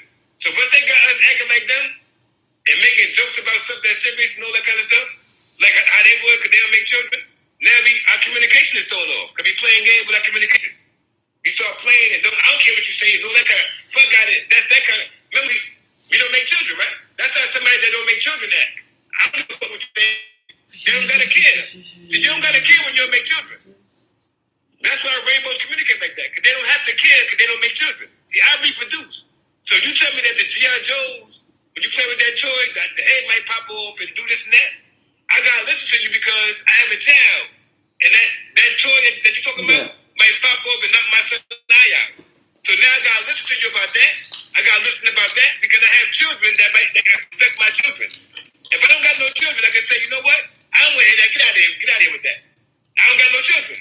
But now that I got a son here, now I got to listen to you about that G.I. Joe toy where the head might pop off and shoot too high and shoot too hard. Now I got to hear that conversation about that now. Now I got to sit there and listen to it now because it ain't just me no more. Yeah, it's going to do this and do that. And it can make you, it can cause harm. Now I got to hear that conversation because I got children. And no more, I don't want to hear that stuff no more. I can't do that no more because I got a child. So when you see somebody acting like that with children, they'll communicate like a homo with children. And they communicate homo, I don't want to hear this, I don't want to hear that, and get it out of here. You don't have no children. Or you don't make children, or you don't plan on making them, or you don't care about your own damn children. It's right there. It's right there in the communication. Why you don't want to hear that? Why you don't want to hear this? And you got children, and that can end up being around your child. That can end up being around your child. Your child can be why you don't want to hear that? That could be harmful to your child. It ain't about you no more. See, that's how it go when you got children. It's not about you. So when you see that kind of communication, that comes from rainbow people.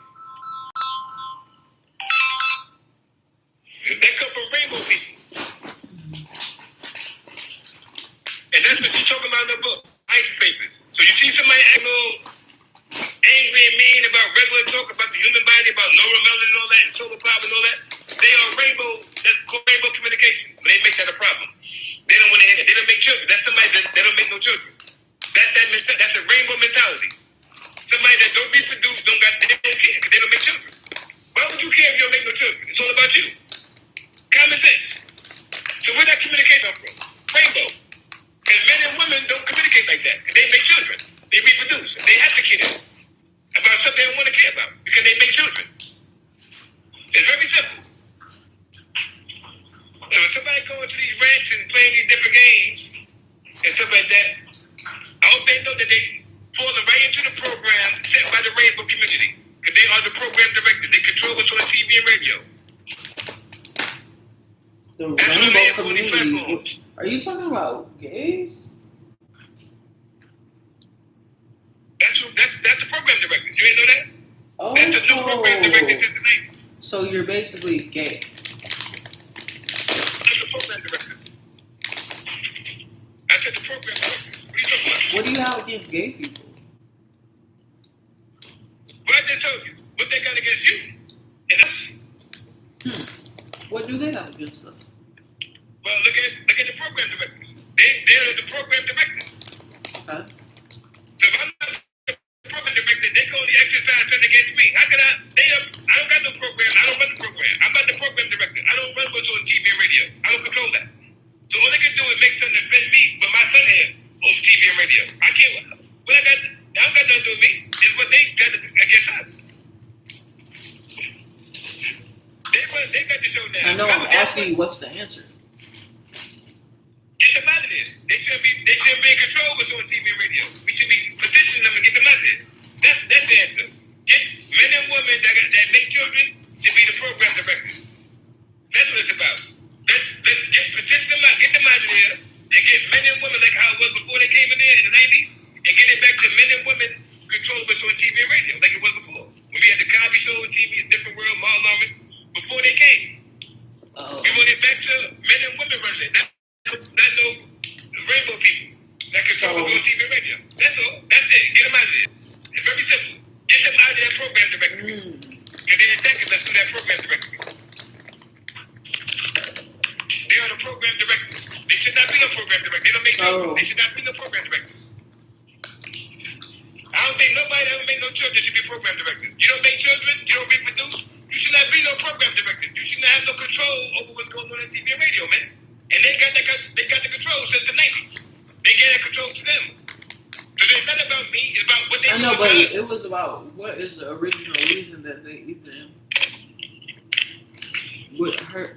I don't care about no reason. No, but you said that's how you get to the solution. No, I'm talking about the reason why they shouldn't be there, period. I don't care about why they got to get out of there. We got to get them out of program directory and get it back to men and women that make children being the program directors that control what's on TV and radio. Let them do the judging what we want, the TV show that we want, the TV and what we want on the radio. We got to bring it back to men and women doing that. They let them do that.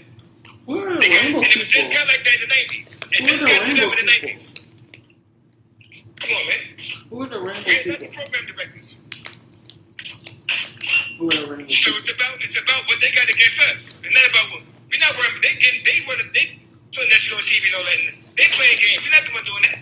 It's about what they got against us. It ain't about me trying to reverse that Cosby shit. It's about what they got against us. Why the women got locked their door now? Since they've been having control, the women got locked their door now, and we got cameras everywhere. When they didn't have no control, the women could keep their door. My grandma kept their door open in the projects, unlocked, until they came.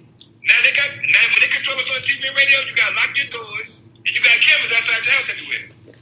Y'all don't see what's going on? This is what happens when they run shit. Now when men and women got the program directory, you can keep the door open like my grandmother did, and you can keep it unlocked.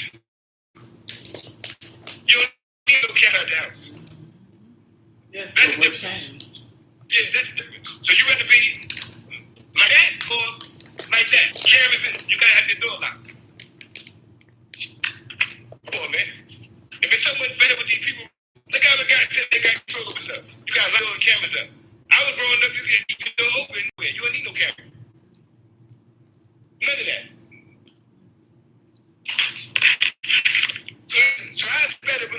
got locked her door now. My grandmother got locked her door now and have cameras around. How is it better? When women got locked their door and have cameras around. When it just wasn't like that. It wasn't like that before. That's why I said somebody got to be out their mind and think when women got locked their door now and have cameras around, that it's a better world. You got to be out your mind to think that.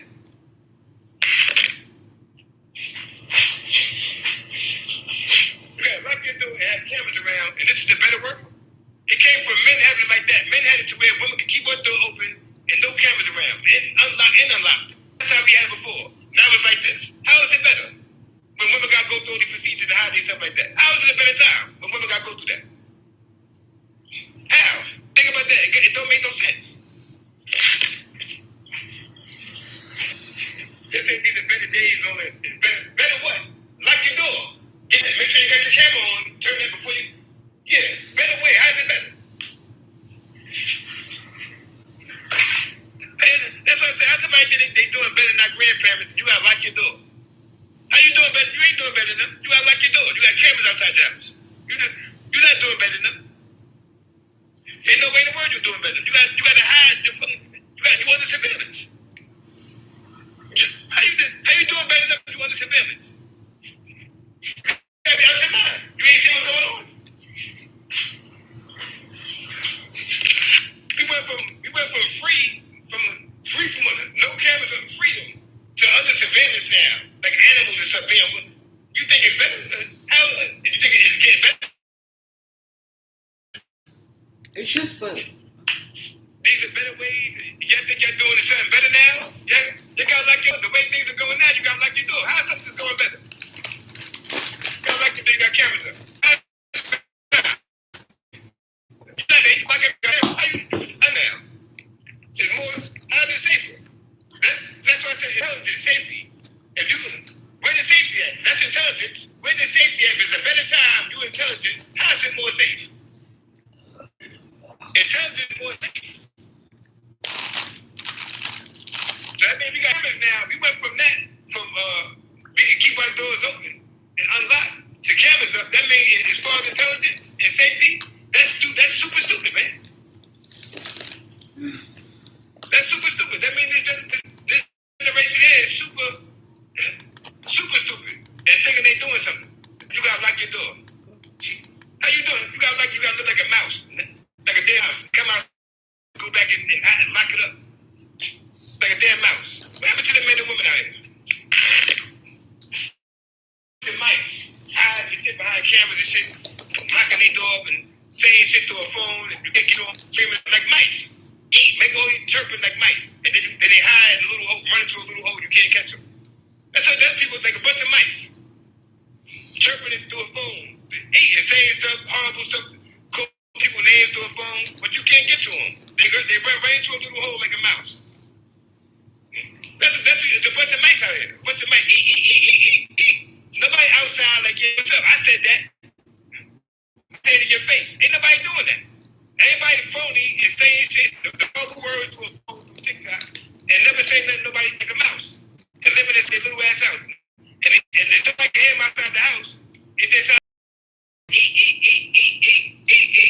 but they saying words like the B word, the N word through a phone to somebody on TikTok. And that's what they're doing, inside the house somewhere in the hole. They're not doing nothing. They're not outside in my face with that. They're not in your, like a man or a woman. There's mic stuff going on. Ain't nobody in your face with it saying the B word, nobody in their face. They say that shit through phones on TikTok and all that shit, man. Like mice. Eat. They go back into their hole, eat their food in the house like a mouse. Ain't outside nothing. Like you see the mouse run right back to the hole. Skip right. They not outside talking to nobody. Like a mouse. So you hear him in the hole. Eat. All the hoes saying these B words doing that in the hole. But in the hole doing that. In the hole. They're not outside. They quiet outside. yeah. Outside they quiet. And they go back in the hole. And you hear all that eat. That's what they on TikTok in the house. Talking that crazy stuff to somebody on the phone. The mice. They're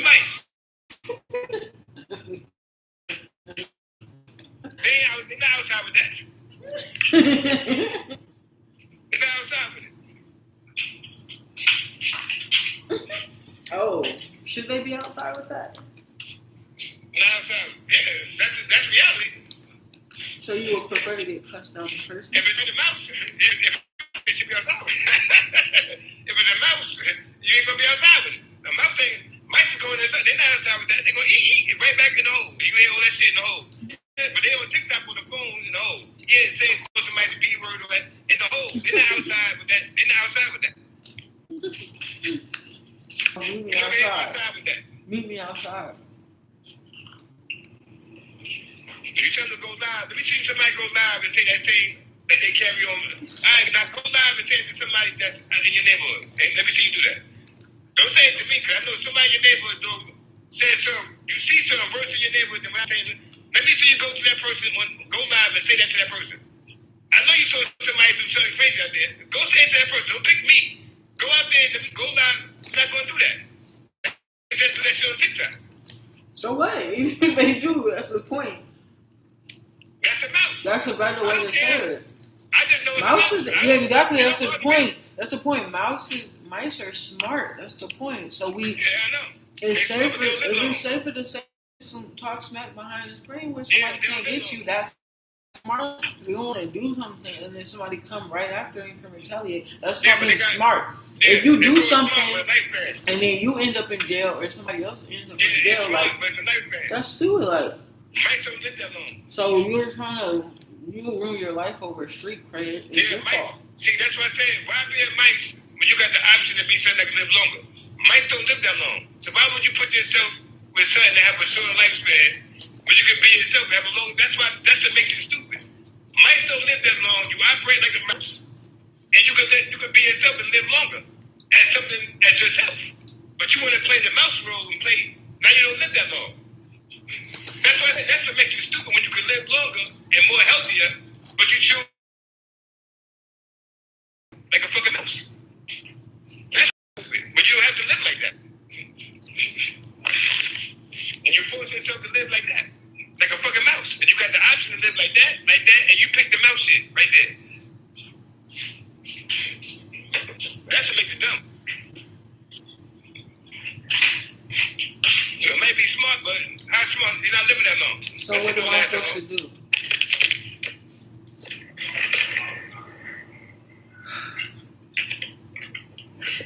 All that shit got a lifespan to it. Everything got a lifespan to it. So what do I do? Oh, How long that shit gonna last? That's what I wanna know. huh? I did not calculate. I be wanna know. I'll let you see how long it lasts. Like, How long what lasts? for example, like a man wearing two earrings, right? Don't be drinking like that. Like a man wearing two. Like certain stuff when that came out. I saw a man, Puff Daddy came when I was younger. He saw wearing two, and whatever. But when I saw that start happening, men wearing two earrings, I knew about the one on the left side.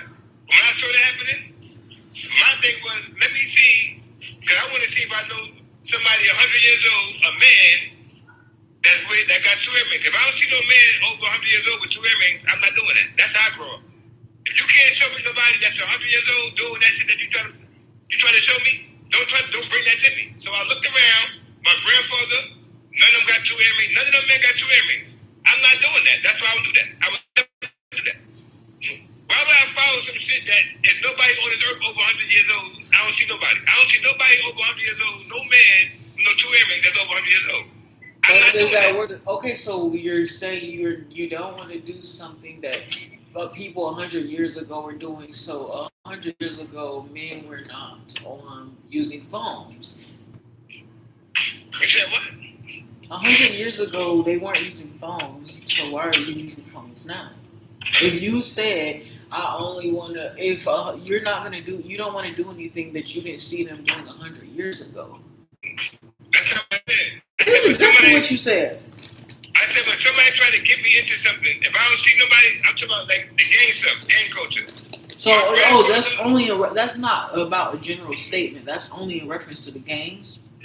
I'm telling you different things. Gang culture, it can be a gang. If I don't see no blood, if you say something, I want you to, if I they bring that to me, if I don't see no blood that's over, or even a gang member that's over 100 years old, what you trying to make me a part of that for, bro? If nobody that's represented that's over 100 years old, So that means whatever this don't promise no life. Oh. This is so. Bob, same thing there, man. If I don't see nobody over to it, you trying to take me. And I'm talking about some new shit, David. Some shit to put holes in my head, David. And then the first man that did that was trying to be a woman. I'm not following nobody off that anyway. The first guy that did that was doing it to be a woman. Why would I come behind him and put what you do? Why would I go behind the first guy that did that, trying to be a woman, and think when I put it on, it's not? I'm not doing that. I'm not wearing jewelry because just because of that right there. I'm not following the first guy because the first guy that did that, he did that trying to be a woman. And then the one that followed him, they did it for to be a woman. So I don't get it. I'm not getting on that line. I don't get on that line in no kind of way. Cause it start like that, and I don't follow that. Something like that, that's serious right there. The first man that did that was trying to be a woman. The second man that I don't get on that line. That means you do that, you down with him. I'm not with them people. I don't care if it's 1,000 years ago, 40. The first guy that did that for no reason. I'm not following him. You follow him, you follow him. It's simple. Put no fucking 2 earrings on. 2 earrings. That shit sound crazy. I already know I don't see no man. That's the one that blew my mind. I don't see no man growing up. No man. I ain't see no elder with no 2 earrings. No elder man growing up with 2 earrings. I'm doing that. You ain't got no evidence of life. Where's the evidence of somebody living long doing that shit? 2 earrings. I don't see it. I didn't see it at that time when that came in the 90s. I'm not doing that. That's what it go by. You gotta show me somebody over 100 that's doing that. Right. You ain't got that? That means I'm not doing it.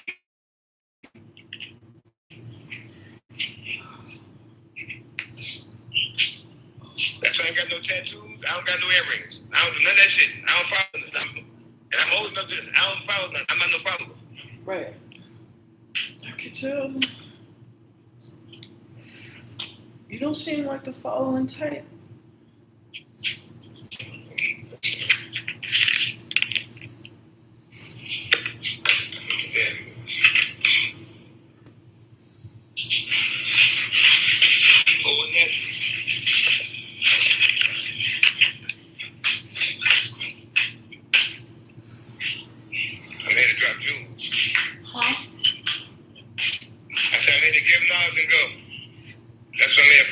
You're leaving? I'm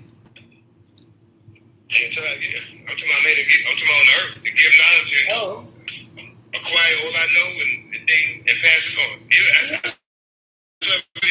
All the animals how they show them how the offspring, but they put it in fast forward. And they show how they just teach all their offspring, their baby come and teach them everything they know until they gone. They give them all it. That's what we have. They give them all what we know, and then we pass. That's it. We out there. That's right. That's it. So. Pass on and go. Pass on and go. That's why I told the youth. They say, yo, why the old people want to talk? I said, yeah, because we about to unalive soon. We on our way out, the older people. So y'all going to be here. So y'all can hear what we got. We going to give y'all all. Then that's why. Y'all said, so y'all going to have your time to talk. All y'all. So the thing is to hear from the older people before they die, before they leave, before they unalive. That's why their voices are more important, and that's why the youth ain't supposed to be heard when they're around like that. Because the older people are the one on their way out. So you might not even get the answer that you might need to know, because they might not be tomorrow. That's why we got to hear from them. Why would you want to be the young dude trying to talk with them at the barbershop, and they the ones sit? You gotta go have your fun. The youth, the elders are for capital, the youth are for war. So nobody young want to sit around and talk with and try to battle and talk with no old time anyway. That's their thing. They old now. They sit down. They retired from stuff, and they talk about life. They're gonna give you some. Or they had to give you what's the name now? They give you the news. They're not here to be. What you gonna tell them? They retired. They ain't doing that shit no more. They go to the store and back. So what you gonna tell them? They gotta tell you stuff. Trying to talk to old timers, they don't listen to them because they may not be tomorrow, and they know a lot of stuff. Then you got now the more you know about you living it.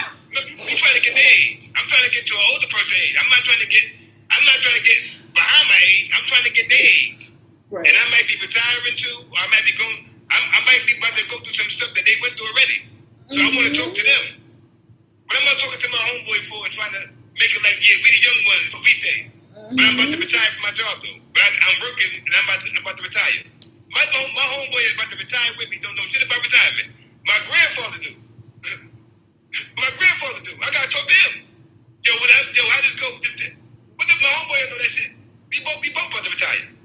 So I need to talk to the elder. They retired already. They know how it's gonna be, how you gotta situate this and that. Talk to them before they are not here no more. Because they might not be here no more when you go to yours. So get the information now. That's why you gotta talk to them. Let them. You trying to be a voice over them for. You don't got the, and they got the experience. They got the experience of the early 80s. They got experience with their knowledge. You don't got no experience in the early 80s. So why would you want to talk anyway? You don't got that experience to speak on the 80s. You wasn't there. They got that experience. Right. So, and that's what we need, that information. I don't need that information about today, bro. We don't need that right now. We live in this. I want to know about the 80s. And things, so we can fix things today. Or the 70s. That's where the answers is at back there. The answers ain't up here. Right. Ain't nobody got no answer. All the answers in the past about how we going to fix, get our communication better and stuff like that. It's not up here. Because they got worse with this communication. We got to go back to when the doors is open.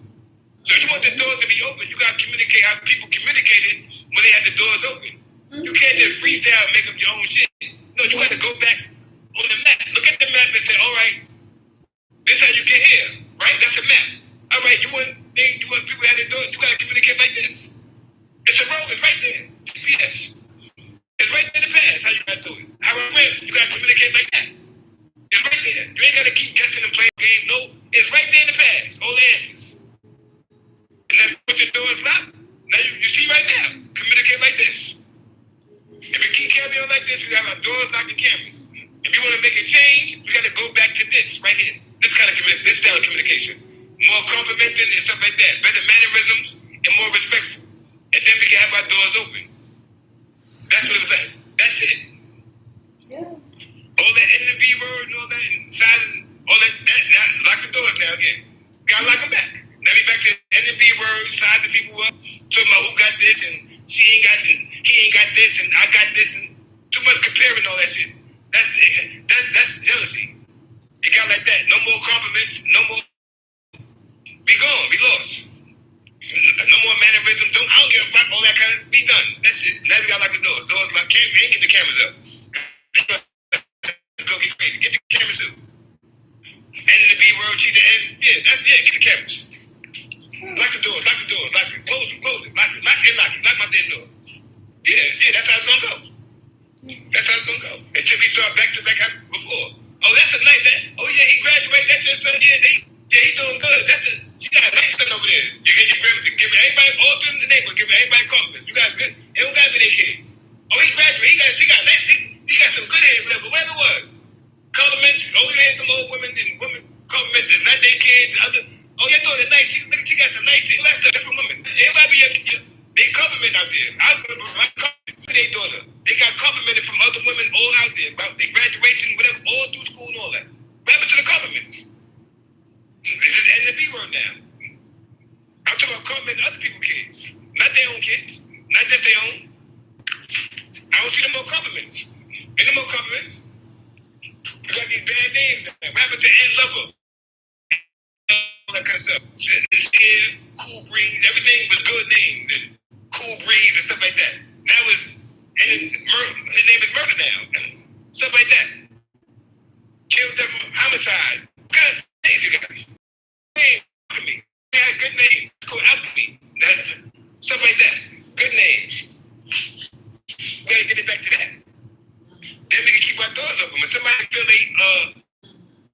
Ron Love and all that, and they got that kind of name, you can keep your door open now because he's not even thinking about bringing it to your house or nothing, or stealing none of that house. Because he getting complimented by people. People saying good things about him. Oh, he's nice, he good at whatever. He's not stealing. So you keep your door open. Because the young men, communication is better. It's a more healthy communication. Healthy mannerisms. You take that away, lock your door.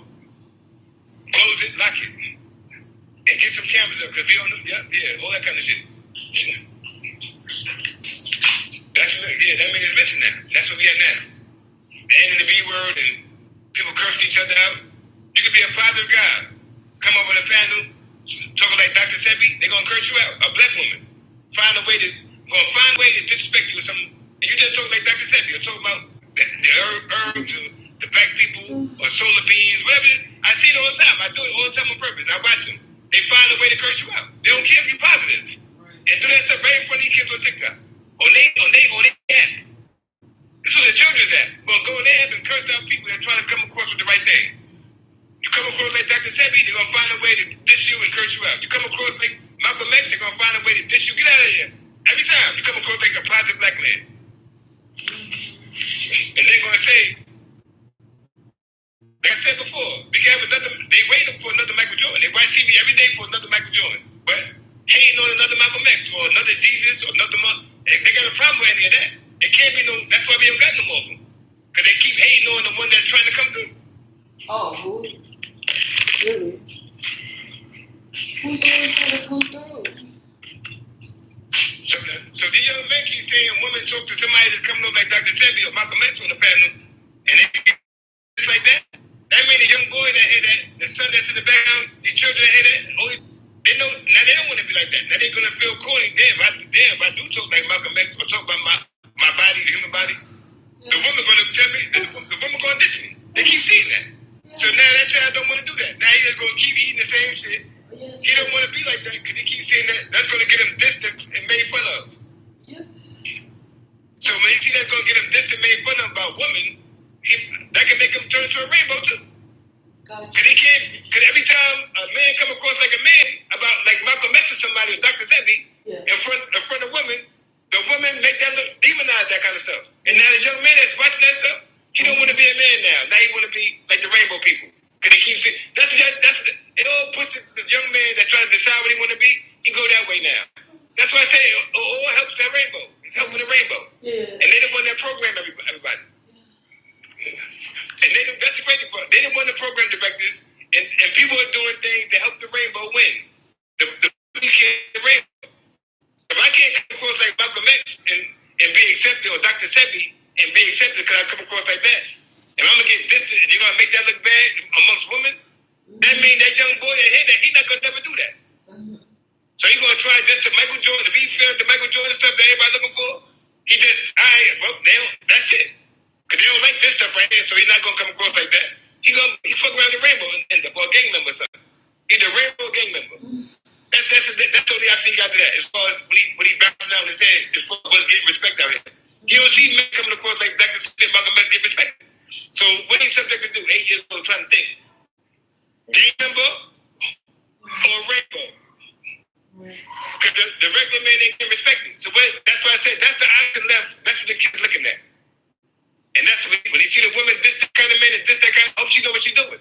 Setting the kids up for a rainbow situation. These young men.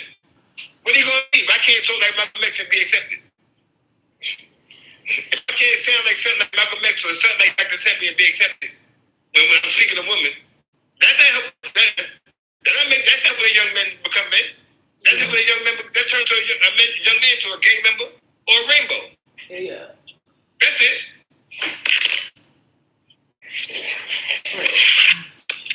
And guess who got it set up? And they got it set up like that. That's how the rainbow got it set up. You never see it. That's their program. To put that kind of decision before these young men. You're going to make all these Malcolm X guys and Dr. Sebi guys look corny. And then now they're going to make the young man have to decide if you want some kind of respect out here, you're going to do the gang member or this right here.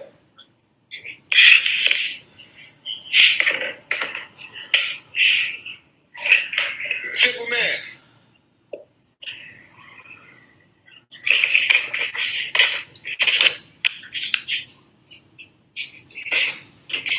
So it's not about having nothing against whatever the rainbow. It's about what they got against people, what they got against black men and women. When they playing the man and woman. I know, and I kept asking you, what is it that they actually have against us? Like, what's the reason that they're doing it? Remember, they trying to recruit. They want you, and they want me. Oh. They're gonna play us. Yeah, they're gonna play us against each other. If they want you and want me. Oh, so the women wanna separate them from the men so that they can get the women. Yeah. And If they the want, men wanna if separate they can get them. us not to be with each other, they can get. Now they got more people on their team. They get bigger. Yeah, So they so want. That's what I make said. the If they other want, like make the other give up on each other so that they'll switch to the other side so that they'll have a chance. yeah. So the kids are playing against each other to a point where we don't want nothing to do with each other, and we just do with them, Yeah, and then they get larger. Right. And at the same time, they influence our kids with the shit, because now they got to decide to be the, like I just told you, to break that. Because when they keep saying that Malcolm X dude keep getting disrespected, that young man, they going to want to be like that. He ain't want to come across like no Dr. Sebi. So what he going to do? Come across like the gang member or the rainbow that get respected? Because they keep saying them, I don't want to say, they get all the respect. They get the respect. So the young man saying them get, rainbow get respected, and the gang member get respected, and then the dude that come across with intelligence, get out of here. I don't want to hear that shit. Get boop, boop, boop. He don't want to be that. But that's the man. That's the man we need, though. But now that young man don't want to be that because that man is getting beat down in front of that young man by a woman. At that. Good-looking woman, too. They making that man look corny. So now that kind of man, they don't want to be that. So they end up being a gang member or the rainbow shit. Or maybe you got something that tough for that. They got a father. But then a lot of times you're going to get that right there. That's what they got left. Because the woman making the Malcolm X type of dude look corny. Or the Dr. Sebi type that sound like that. They trying to make him like he sound like nothing or something. Or there's nothing out here. But aren't the women in a sense they're saying they feel like the corny guys, the ones they would consider the corny guys, the good guys, I guess you would say, because you're saying they're basically choosing to be with the like gangsters, like the bad guys, the women. So then it makes it seem like okay, then that's what you should be. But what if the women are choosing the bad guys because they're saying that the good guy is too good for them? So they're saying that they think that they're not worthy of the good guy. So they get with the bad guy. And then that guy is confused. Why does she keep getting with the bad guy?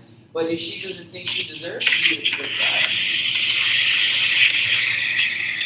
good guy. And the good guy thinks, oh, she's so beautiful. Why would she think she doesn't deserve it? But it's like when the bad guys have always treated her worthless or like, she, you see her for her beauty. She's never seen her beauty, for real. Yeah. So she doesn't think that you see it as, people see beauty as a gift, but people see beauty as a gift, but beautiful people wear beauty as a gift wrapper. So nobody pays attention to the outside when it comes to Christmas. So when people say, oh, you're so beautiful, yeah, but if it's like, what does that do with me? That's just a wrapping paper. So then you refuse to see like the inside, and it's like. And people do what they want. People I see, especially these days, because I grew up, when I grew up, if you're beautiful, any beautiful girl, they don't got to do nothing. They ain't have to do nothing. A man just come take care of them. They don't got to have no designer clothes, none of that kind of stuff. They have regular, no-name brand clothes. As long as she nice looking, she clean, she take care of her body, whatever, herself. She got nice, whatever, she's attractive as far as shape and all that to the man. That's what you got to do. Just be nice, have the regular mannerism. How you doing? And keep it simple. And a man going to come take care of that woman and take her, do whatever she wants. You know what I learned today? It's funny, actually. You know what I learned today? What's that? That, okay, so I had seen, do you know who Bebe Rexha is? Who? Do you know who Bebe Rexha is? Like the artist? Nah. Okay, well, she's like a singer, and like she has like a thicker body type. So I seen a video of it, and I was like, oh yeah. So I seen a video of her. So anyway, people were in the comments that were saying like she looks good or whatever, and like she actually kind of looks similar to my body type. So I was like, and I would go in comments, and I was reading it, and then somebody was like, oh, that's not possible, like. That or that's not really her real body necessarily. Like they're saying she's wearing shapewear, so it's not just Then the person was saying in the comments like nobody's shaped like that, and then people are agreeing like yeah, of course, like nobody's really shaped like that. I'm like, what the heck? Like I'm basically shaped like that, and you're saying it's not real. And I'm like, and without using shapewear. So then I don't know. I just got the idea to measure myself for fun because I had never measured myself before. Like I didn't like. I mean, I see myself in the mirror and stuff, but I never like compared it to anything or whatever. So, What you doing? huh? What you mean measure what? My body, like my chest, hips, and waist. Like, I never saw your shit. yes, I know you never seen my shit, but I'm telling you the story. Like, I'm just saying, like, as far as my measurements, like, I have never like gotten like official ones. Like, so that's why I was telling you. Then that it inspired me to do it today when someone was saying, "Oh, nobody's body is like naturally like that," and I'm like, "My body is kind of naturally like that." And so I was like, I wonder what my measurements are. So anyway, I do my measurements. And so anyway, I did them wrong for a long time or whatever. And so I ended up, and so, the typical like women standard that they've been saying since like that was popularized about like Marilyn Monroe and stuff, people always obsess about having like 36, 24, 36, which would basically be what they say is like a really good like hourglass figure. So that's like bust is 36, so it's wider, and you have a smaller waist, and then your hips come out. So that's 36, 24, 36. So when I first did the measurements, which turned out to be wrong, I had 36, 28, 36. So I was like, damn, that's pretty close, like to the what is considered good or whatever. But then I realized I was measuring wrong because I had never measured myself before, so I didn't know. And so I redid the measurements, and I had literally ended up at 40, 27.5, 40. So I just threw the numbers. I was asking on like Google AI about it, like asking about the measurements or whatever. And I was asking like how to do the measurements and stuff. So I just told the thing because I didn't think it meant anything significant because everybody says the standard body type for a woman is 36, 24, 36. So when I got my numbers, 40, 27.5, 40, I was like, oh, I'm big, I'm fat, whatever. So then I type it into the Google and it literally says 40, 27.5, 40 is literally a mathematically perfect body. So yeah, I learned that apparently I have a mathematically perfect figure, and that the concept of 36, 24, 36 being people's goals, that's really geared obviously towards like white women and stuff, but mine are the perfect proportions, and of course I happen to be black. I gotta see. I know you gotta back up. I'm completely naked right now. I mean, I'm not trying to show you. I'm not trying to prove it to you or show it to you. But if you would be seeing me, like literally, that's what it says. Like, and the thing is, I just did the measurements. I didn't know the measurements. I want to see you naked. I just said. I know the measurements. I never knew the measurements meant anything, but to just accidentally find out like that specific measurement is crazy. Like. So then I was like, whoa. Anyway, yeah, the other one is geared towards like white women. But you behind your shape. And then that's why even in fashion though, like in fashion, because basically my waist is like about 13 inches smaller. Well, peace and love, I ain't saying what's my waist is like 13 inches smaller than my bust and my hips.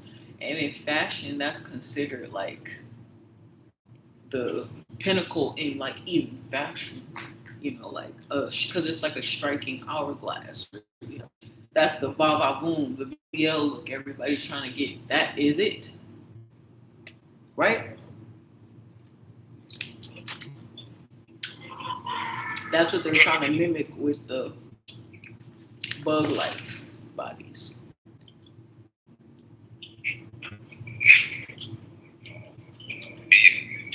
You hide your body.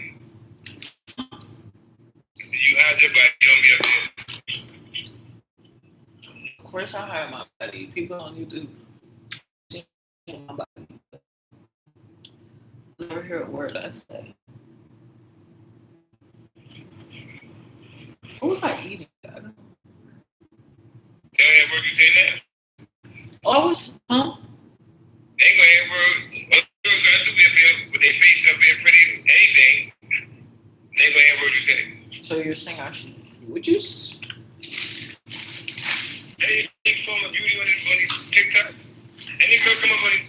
I say it all the time. They're gonna have a bunch of people come to them and it's gonna ruin their communication. Because they're gonna come and you're not gonna be used to having friends as like responses. Because you're gonna get a lot of people just liking you and not being real on what you say. Because they like you. You don't have to listen to me. That doesn't mean I'm going to stop. I didn't say that. I said it puts you out of getting real. It's a gift and a curse.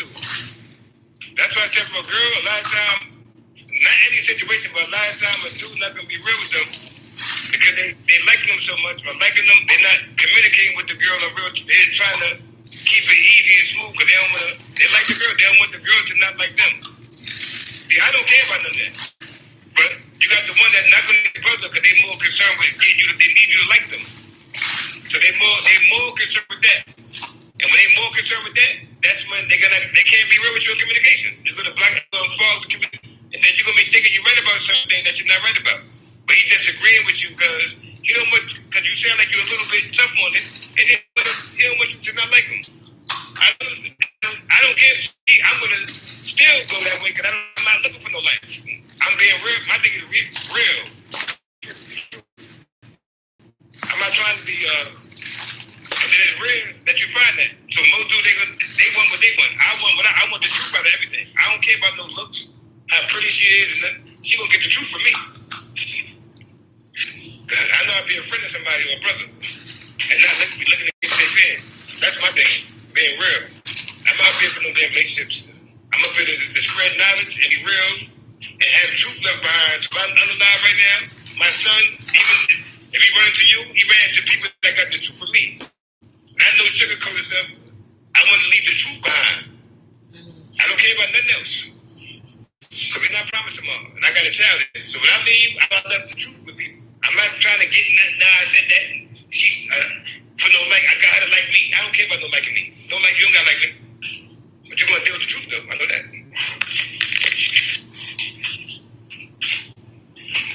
So I say we Norah Melon, you don't like me like he was.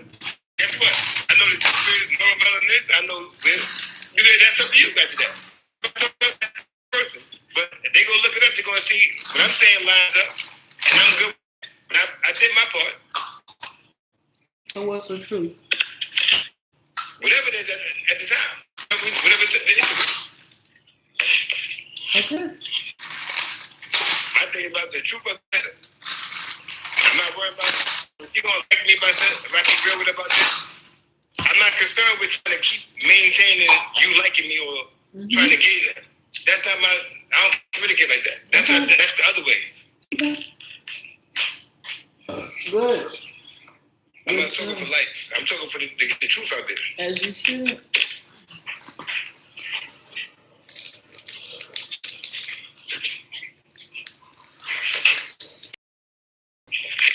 Oh, I love it.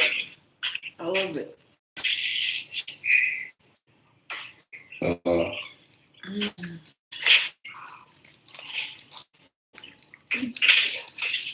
Yeah, so when I see that right there, when I see that, What? I said that's why when I see that kind of stuff, I get up out of there. I know to be quiet. What kind of stuff? Or I help it out. I even help it out sometimes. Yeah, y'all be good. I might get them up. You don't help me out. I ain't saying you. I'm just saying when I see that kind of stuff going, I help it out. I help it out. You're not gonna help me? Help me. Help you what? I don't know. Anything. You don't need my help. You don't need my help. No. I'm just saying, but if I ever did need help, I might need it one day. What? I don't know. That's the point. That's the point. That's why I know when I'm saying it asking a lot. I don't know when I'm gonna need it. Gotta be smart. I need to know I can count on you. Just in case, right?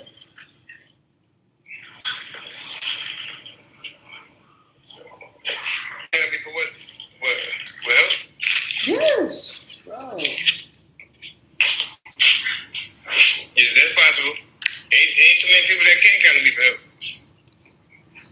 If I know certain things, I ain't letting nobody go down.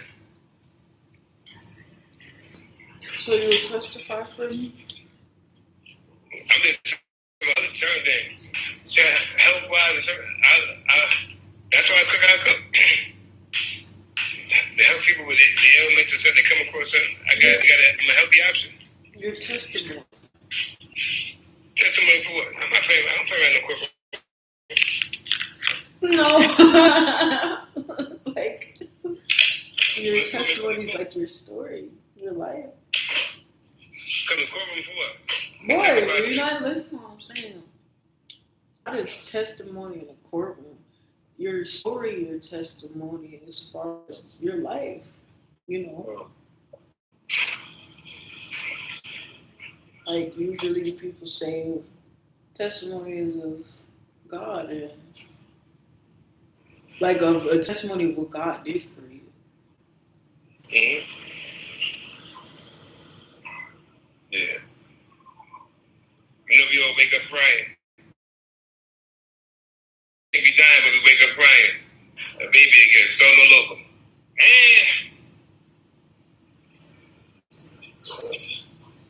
That's what it's about. So we know much about, if we do a good job right now, we come back, we wake up at that baby crying, we coming back into the mess. Whatever we made a mess, or we made the bed nice. But on the don't leave behind the mess because we coming back into it. Yeah.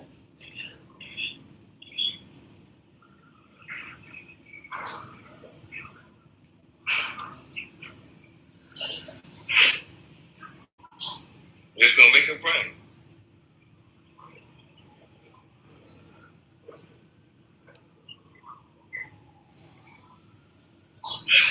Reproduce.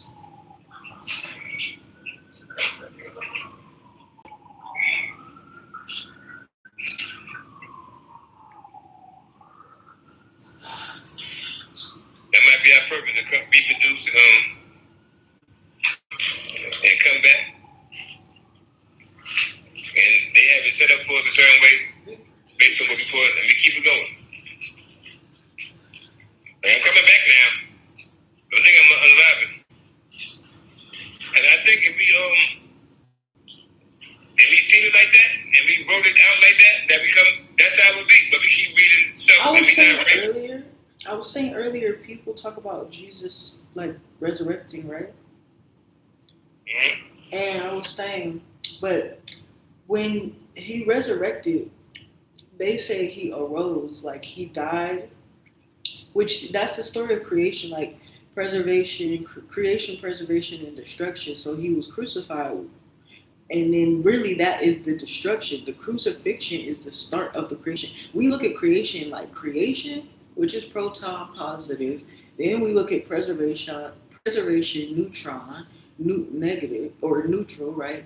And which is really an integration of positive and negative charge, right? Which creates the atom. But then you have the negative charge, which is the electron, which then in relation to that, and it's like, why is there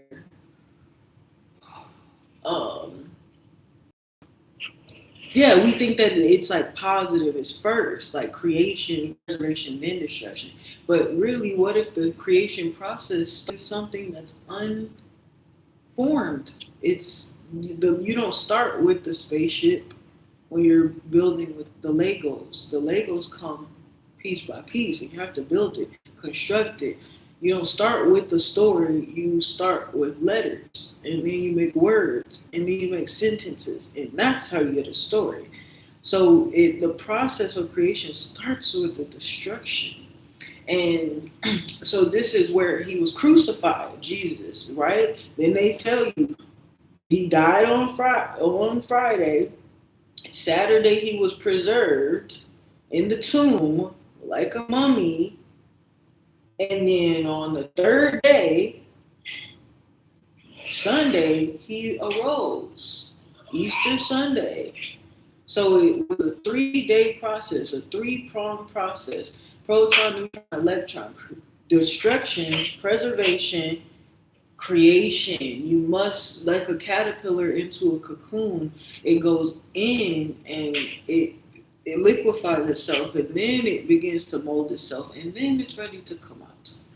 And then there's a so when I'm saying when Jesus was resurrected, people act like, oh yeah, he came back to life, and it's like technically he didn't. They never said he came back to life. They said he arose. So we're in a sense misunderstanding resurrection, because people say resurrection like that's thinking of like a zombie, like you come back to life. They never said Jesus went back into his physical body. When Mary seen him after he came out of the tomb, Mary seen his spirit. And that was because they were in tune, they were in connection with each other, they recognized each other's energy. So that's how they were still able to communicate. So then when Mary went to the disciples and said, Jesus gave me a message or whatever, and then they were like, girl, you lying. And then they were also confused, like, why did he come back to her, but he didn't come back to us? And it's like, he's there. He's there now. He's always there. In spirit, though, as like a ghost form. So it shows who has the love, because we see you blind yourself from the things you are afraid to see. So the truth is, people love to talk about Jesus and light and all this stuff, but a lot of people are scared of Jesus. They're scared of God, and so then they won't see him because you're going to be scared. You want to be accepting. But what are you really doing? It's not then like a visual thing even. It's also a physical thing. So the fear, why are you scared? Is because the energy of Jesus is very intense. It's something people aren't used to. It's a quiet, calming energy. And most people are not used to the silence and the peace. They're used to the chaos. So that's how you hear Jesus. And so it shows your heart. So you can see those and you can feel those who are no longer physically here, right? So when we talk about resurrection of Jesus, they never say he just jumped back into his body and started dancing around. No, he arose, but in the spirit. So the question nobody ever asked in terms of the resurrection, at least I don't think so, what happened to Jesus's body? Where's Jesus's body? Where's Jesus's bones? They clearly were preserving him in a tomb, as they stated. His spirit was no longer in it. It had descended back into heaven. Where is Jesus's body? Because that is still physical DNA genetic material. So when you talk about them doing these genetic testing and things like that, what are they testing it against? Now, they say they found fossils and things inside the land and in Africa and in Whoop-de-Whoop and all these different places, animal bones. They say that they found fossils. I'm not saying that it doesn't, but where are Jesus's fossils? So if Jesus's fossil exists, and it has been preserved. I just seen a documentary like that was just recent made where the cloth that they say was laid upon Jesus in the tomb, they have it today. Today they have the cloth that was laid upon Jesus, and when they did an X-ray of it, they seen the imprint of Jesus on it. That's just the documentary. I don't know if it's true or not, but it's proposed as though it's true because it's a documentary. So the blanket that was said to be found in Jesus's tomb, his body wasn't there anymore, but they scanned it and stuff, and they found the area where Jesus's body was. It was literally like basically radioactive. It was damn near like electromagnetically charged or whatever. So that's like a confirmation now. But if they have that, their DNA, so they have Jesus's DNA. So whose DNA matches to Jesus? The son. And they know who it is. They have you're doing these DNA tests, we give our DNA as part of doctors harvesting and stuff. They take our DNA and match it against Jesus's DNA that they have, and then that's how they know who is in Jesus's bloodline. So then those are the people that they target and try to take down. Those are the people they watch. They know what you are.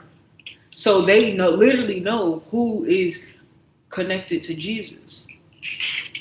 Now, why do they know this? It's about what is the bone? The bone is the bone is a sand. That's stone, that's sand, that's gravel, that's little rocks broken out. Minerals, that's essentially what your bones are. So if they have Jesus's bones, Jesus' DNA, things like that, that essentially is the land itself. So then they can match that and understand who is also connected with that. But furthermore, within the elements, there's information. So there's a story, there's history. That's how they know certain things, how they were able to track certain locations in the Bible. It wasn't just from the Bible itself. It was because they were reading it inside of the DNA. That's where the consciousness is stored. Yeah, he's us. Yeah, he is us. That's what it really is. Right. So it wasn't always a letter J. So I put the H there, and it's he's us. And that story really based on how the sun operates, especially what it do from September into going into December and stuff like that, and then how it does that situation on December 21st. Yeah. It goes into that what's name. That's why it's so dark. December 30th is so dark because the sun goes into. But that what they're describing is Jesus. That's all that stuff that Jesus did. So when you go into the beginning, like I said, nature. When nothing else here, that story is about what they seeing going on with the sun, how the sun operates, and they put Jesus' name on that story. That's what that is to me. Yeah. But then through it, when they finally got able to write with their pen and pencils, they put words to what they saw, what they was aware of. They saw the sun operate like this, the sun, the moon. They seen how the human body operate. They learned about remember you got an immune system, your melanocytes, your cytokines, what you learn about your immune system and the people they describe and how they act. This is our immune system, this is our inner body. So you just know about your inner self, like your macrophage. That's your crew. Neutrophils in your body. That's your first responders. You got people in your body that operate just like people out in the street in the world. Yeah. But you gotta feed them people in your body. That's it. Because they do the same things. But we're not feeding them people and we neglecting them. Yeah. That'd be like the God neglecting us. So let's say God started drinking Hennessy. It's going to rain Hennessy on us, right? Yeah. If God drink Hennessy, it's going to rain Hennessy. So God is not drinking. God is drinking water. So the clouds come, when the black cloud come, we get water. Then we can do what we want with that water. We can do things, we can make orange juice and we can do whatever. But he gives us water. And we can choose. Now if we want to make ourselves unhealthy, that's something else. Now we gotta deal with that. When we do that, that's affecting God also. So we gotta know if we gonna serve God properly, we know that affects God. We're not healthy. The same way a cell in our body. If our cell in our body is not healthy, we're not healthy. If I'm putting bad food in my body, my macrophage and one CMOS, because I got some kind of digestible starch in my body and it carries that infection, my body got to react to that. So my macrophage, my body, and my neutrophils, they're gonna need some CMOS and some moringa powder. So when they go out there and tend to that, they don't gotta get hurt. And use their bare hands to fight this infection that I'm putting into my body. But there's other stuff that's going on there. That's the people inside my body. That's the same way with us. You want somebody to run to you, you just unprotected? Or ain't you glad that God drink water? And it rained, that you're able to do certain stuff and protect your house and all that? So do the same thing for the people in your body. But if you learn about the people inside your body, then you take care of them. But they don't teach you about the people in your body. They teach you about people in the Bible. About Paul and people like that. Jesus Christ, Joseph, the people you got people inside your body.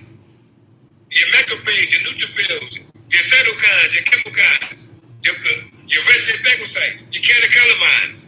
Those are your people inside your body. What are you doing for them? That's your body. The DNA. That's your body. Guanine, adenine. Feed them. They want some moringa. They know what's good for them. Feed them. ATGC. Feed them people. Feed the people. ATCG. RGB. Not RGB. The same way you want to eat, they want to eat. Nope, you can't be doing that.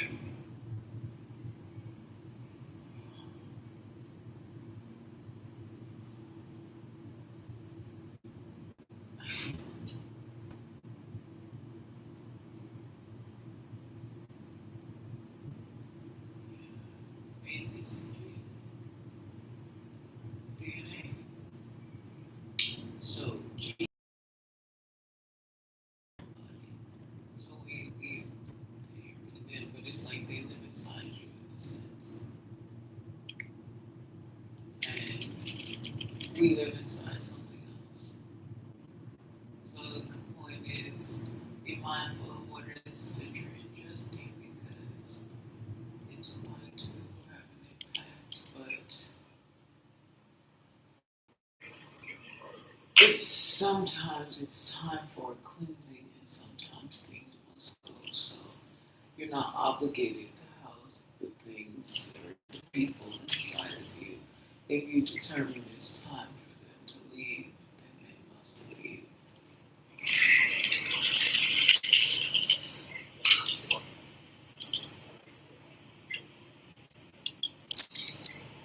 I'm surprised people don't eat anything. What? I'm surprised people don't eat anything, like a pig. If they eat a pig and then find out what's going on with it, then don't care. I can see we're not aware, but God gave us awareness for a reason. So once we got that awareness, and then we dissect the situation, then we find out this is wrong and that is wrong, what do we do from there? Do we continue on? And then we continue on, do we think that that's not going to take place? To take place after you continue on? That's like somebody realize this is cyanide in that bottle. And you go drink that cyanide, you think, could you think, whatever you think, that cyanide not going to do? Oh no. I guess we'll see.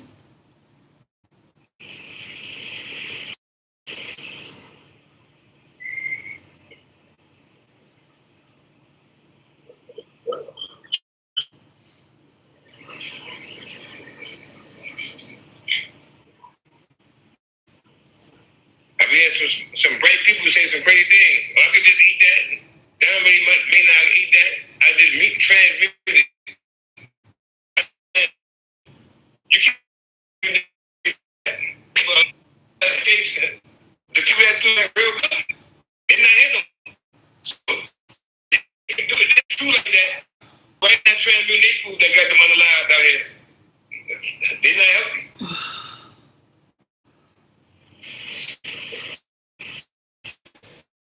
They should have a class for that. You're going to say you transmute, you should have a class showing how you can transmute and change your disease. You should be a millionaire if you could just say that kind of stuff. Why are you not teaching that kind of stuff? If you could just eat what you want, that don't, and then what happened to our grandparents and stuff, that don't apply to you. I wonder how you did that. But you better not grandparents. You can eat what you want, and what happened to them, it don't apply to you. Yes. See, that's a weapon in your mind. I want to see that. Okay, I've already done it. I've already done that. Yeah, last time I checked, you ain't 60. I'm not afraid to eat. That's what I said. You're not 60. Y'all think you're doing something. You're not 60 yet. That's when it's just look up when people start getting bad. They can't walk. You're not 60 yet. You gotta play 30, 25. Talk to me then. That's what I want to see everybody run their mouth. At 60. And that should come back. Be 30 right now. That should be real fast before you know it. 30 years go by quick. Keep playing anything. When you see you're walking slow and somebody got to help you to a car, then you're going to see. I want to see that. It's about expanding your capacity. You can talk all that shit now. Talk that shit now. Yeah, a lot of people talk. They're not 60 yet. They're not 55 and all that. Let's just start. Okay, what are you saying that I can't do it? Okay, I get it. You don't believe in me, and I'm gonna prove you wrong. 60. I want to see it. Okay, if you're here long enough, well, you won't. You'll be on the other side, but maybe you'll have a front row ticket to the show. Be around when you 60. You ain't how you. I've been around 3 more years. Man. Okay, so then be here. If you want to see, if you eat that same, I don't know how you eat now, but if you eating the same kind of basic shit. Okay. Okay, so stop. talking about it. All we gotta do is spend our lives together.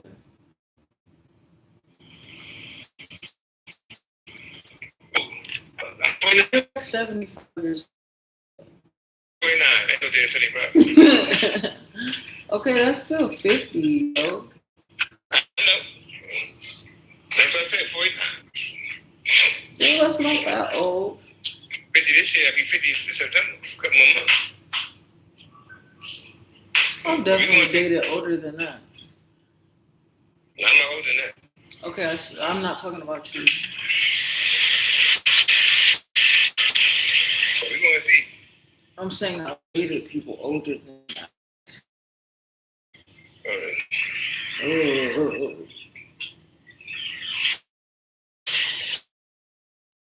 You got that guy. I think you should go back with that guy out there that was 40. I think that was a good person for you. You ask me. He was so cute. I think that's a good person. Oh, that's what you want me to do? That's who you want me to be? Wait, that's who you want me to do it? I'm just saying, I think that was a good situation. Wow, that has been a good situation, though. I don't know what was going on.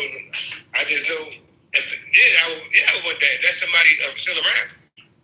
But why would that have been a good? Why would that? Why are you saying that would have been a good situation when I left the situation because it was not good a situation? So what makes you? So I thought that it wouldn't be good. So what makes you think it would have been good? Because you grow now, it's a different time. What you said that was kind of like it wasn't so bad, just that he didn't change certain things or whatever. But it didn't say nothing too bad, like you said. It wasn't so. And then that's your.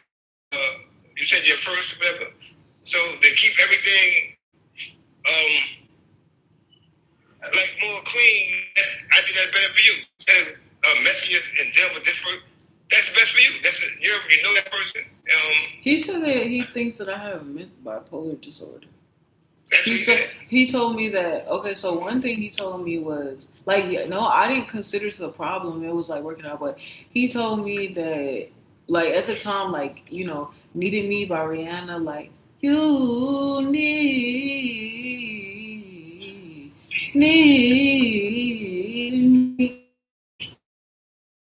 Who you needed me. And love more face. But baby you.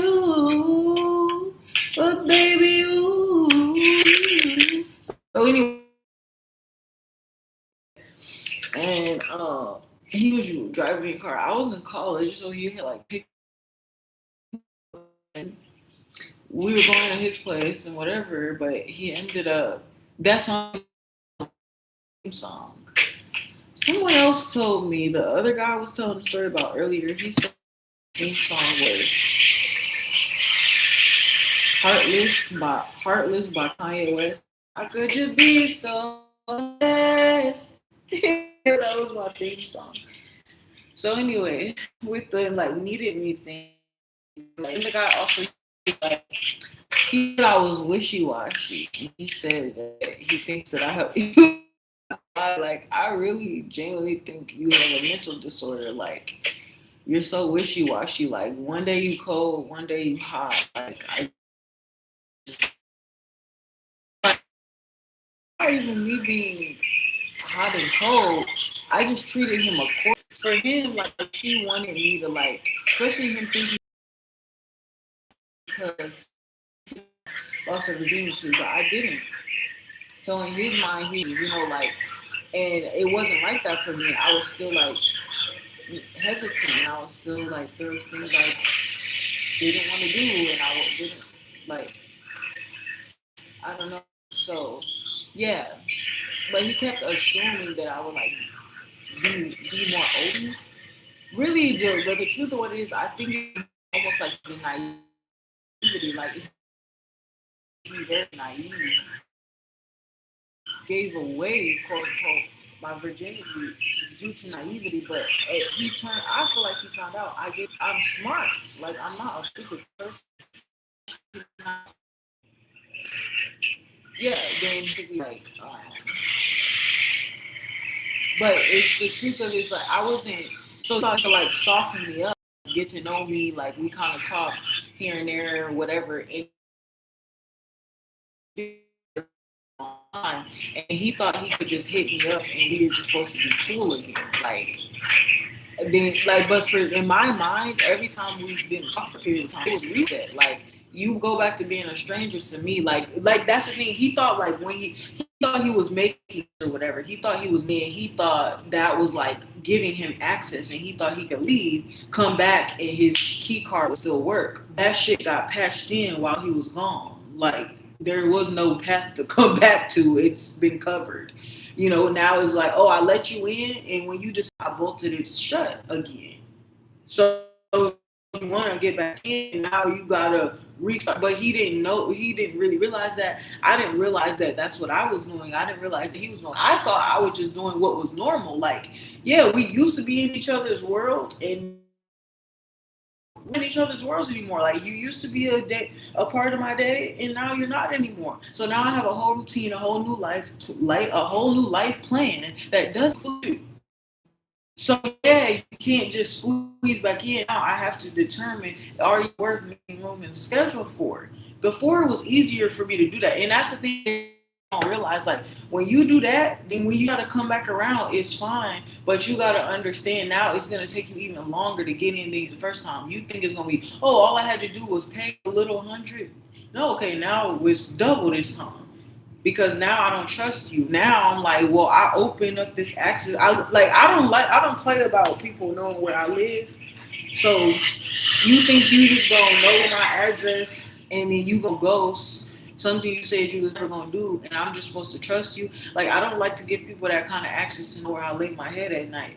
So no, I don't do that. So that's my only thing. Like people play around with that stuff, and I don't play around with that stuff. Like no, if somebody, I don't play with who knows. Especially like little women. I got friends that tell me if every day you moving and a single beautiful woman, you gotta move as a way when you got your own place because you can't. It's different. You can get what to do. That shit can go real crazy, and then you got to do like you gonna feel some limit now. It can be just because your place, your comfortability, you might not, and now you wanna keep. It could be a problem. You could never get it. Then he can block you from other situations because now you might want to really leave him alone and now you interfere with things with your future. You can have somebody else that you might want to deal with, but he keep coming around and you got to worry about all that shit. It's different when women got their own place, and especially if they're too smiley and too friendly. You got to be real womanly and like, and not to hold your ground and communicate there. That's not easy. You don't have no brothers, it's different. Especially if the dude know you ain't got no family, you ain't got no brothers and people that they gonna feel like just keep coming, they gonna feel like they shit is dead. They can come mess with you any kind of way, set fires, like you said. They gonna think they can do too much.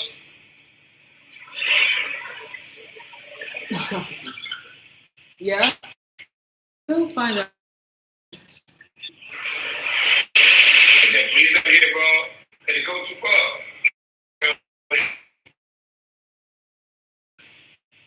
They go too far. They're up front, like, they don't want nobody to wear.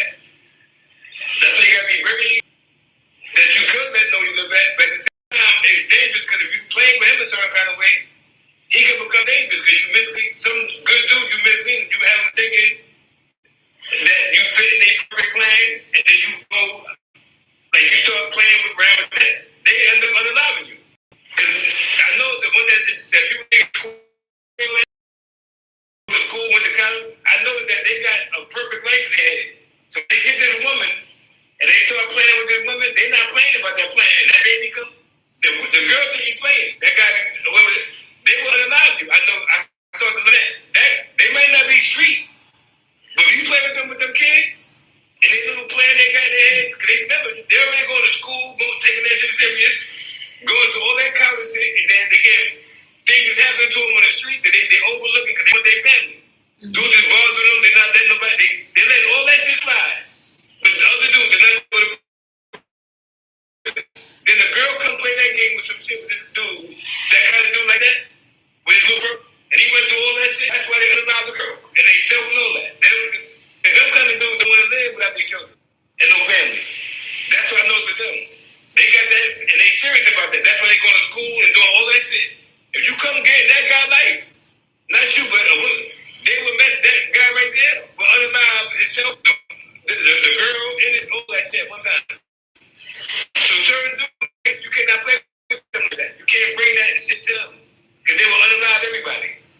And they tell. Because for them, if you take that child and yourself away from them, for them, they don't got no life. For them, they unalive. So they unalive you and everybody. So you gotta be careful with that too. Playing with good. Nobody's playing with him. Like how is that a plan? I think the world was showing that. I'm not saying you. Yeah, but people act like people don't. Okay, I get it. Yeah, some people do that. I'm saying different things in the world today. How it's happening more than once. So it's a pattern. Not like it's one time. It's happening too much. So you gotta be. Yeah, but then if you're saying it's a danger to even leave someone because sometimes it's not playing, sometimes the relationship is not working anymore, so you want to separate. That's not playing with somebody, but like you said, to them that's losing the only thing that they have that makes them relevant. So then they will want to kill everyone. But the point is so then that's really to then us as the daters. Then we say, okay, so if it's a risk to even get with them in the first place because if you get with someone, there's a breakup. But if you're not allowed to break up with them, then it's saying we shouldn't even get with them in the first place. But then you're saying you could get attacked for not wanting to be with them in the first place. And I'm just saying you get with somebody that's so I'm not you, but you got some people, especially young women, with somebody that's like that, a square dude. That's going to school, whatever, and he's a nice guy. He's gonna take you out, buy you stuff, and he's gonna do all these things. And she in her mind, he's doing all this. He don't know that though. But for her, she might be doing this. The guy got to get me out, that take me out. He might just be a meal for her, just a meal. But to him, he's serious. On the other hand, he going to school. Wait, okay, but why are you saying she wouldn't be serious? Like. That's what I said. It's not serious. If you don't take my thing is if you're not family serious with that guy, don't play like that with that. Family serious? It's people that do that. They act like okay, yes, but why do you keep talking about the negative aspect of it? I understand that happens, but I don't get what that has to do with me because it don't have to do nothing with me. So why are you bringing it up to me? I said all the aspects as far as right, but you already you keep saying all the aspects, but you're only detailing that negative aspect. You don't talk about that, but you haven't talked about the aspect of okay, so what happens if someone is actually taking you seriously? Because you keep saying or like you're saying somebody's playing. So if somebody's not playing, then what? Okay, like I told you, all right. So now the beginning part is me talking about the first guy. That's the part. That what you said. It was things he didn't want to change it, but I spoke about the good situation already. I said that was a good situation for you. Now I said other situations live by yourself. So we spoke about the good. We spoke about the medium situation where it could be iffy, it could be good open. Then we went through different phases. But I told you, I think that first guy that was a good situation. Because when you said that he would have. So you're saying basically you think he would change. You think he might have changed. Or I might have changed. I'm just saying. I know, but so what makes you think it's good if the whole reason I left was it's bad? So you're saying it's good that he didn't want to change? No, I'm saying what you described. You said it was good. You said you're still cool with him. You said that. I'm not cool with him today. No, we didn't have a falling out. Well, it wasn't falling out. What happened was there was an incident where I kind of accused him of being a pedophile because I was 18 when like I said, I was no, well, technically I was 19 when I literally lost my virginity to him, and he was like almost 30 something years old, and he What that basically, mean? huh? What does that mean? If you're 20, 19. I don't think it doesn't mean anything for me. It's just a fact I'm mentioning, but someone in the story that I'm telling thinks that it means something. So it's significant. So me being younger, him being older, and so I remember I had like posted something about it or whatever. And then there was a woman. Well, I think I was telling my how I lost my virginity story because I used to tell like story times or whatever. And so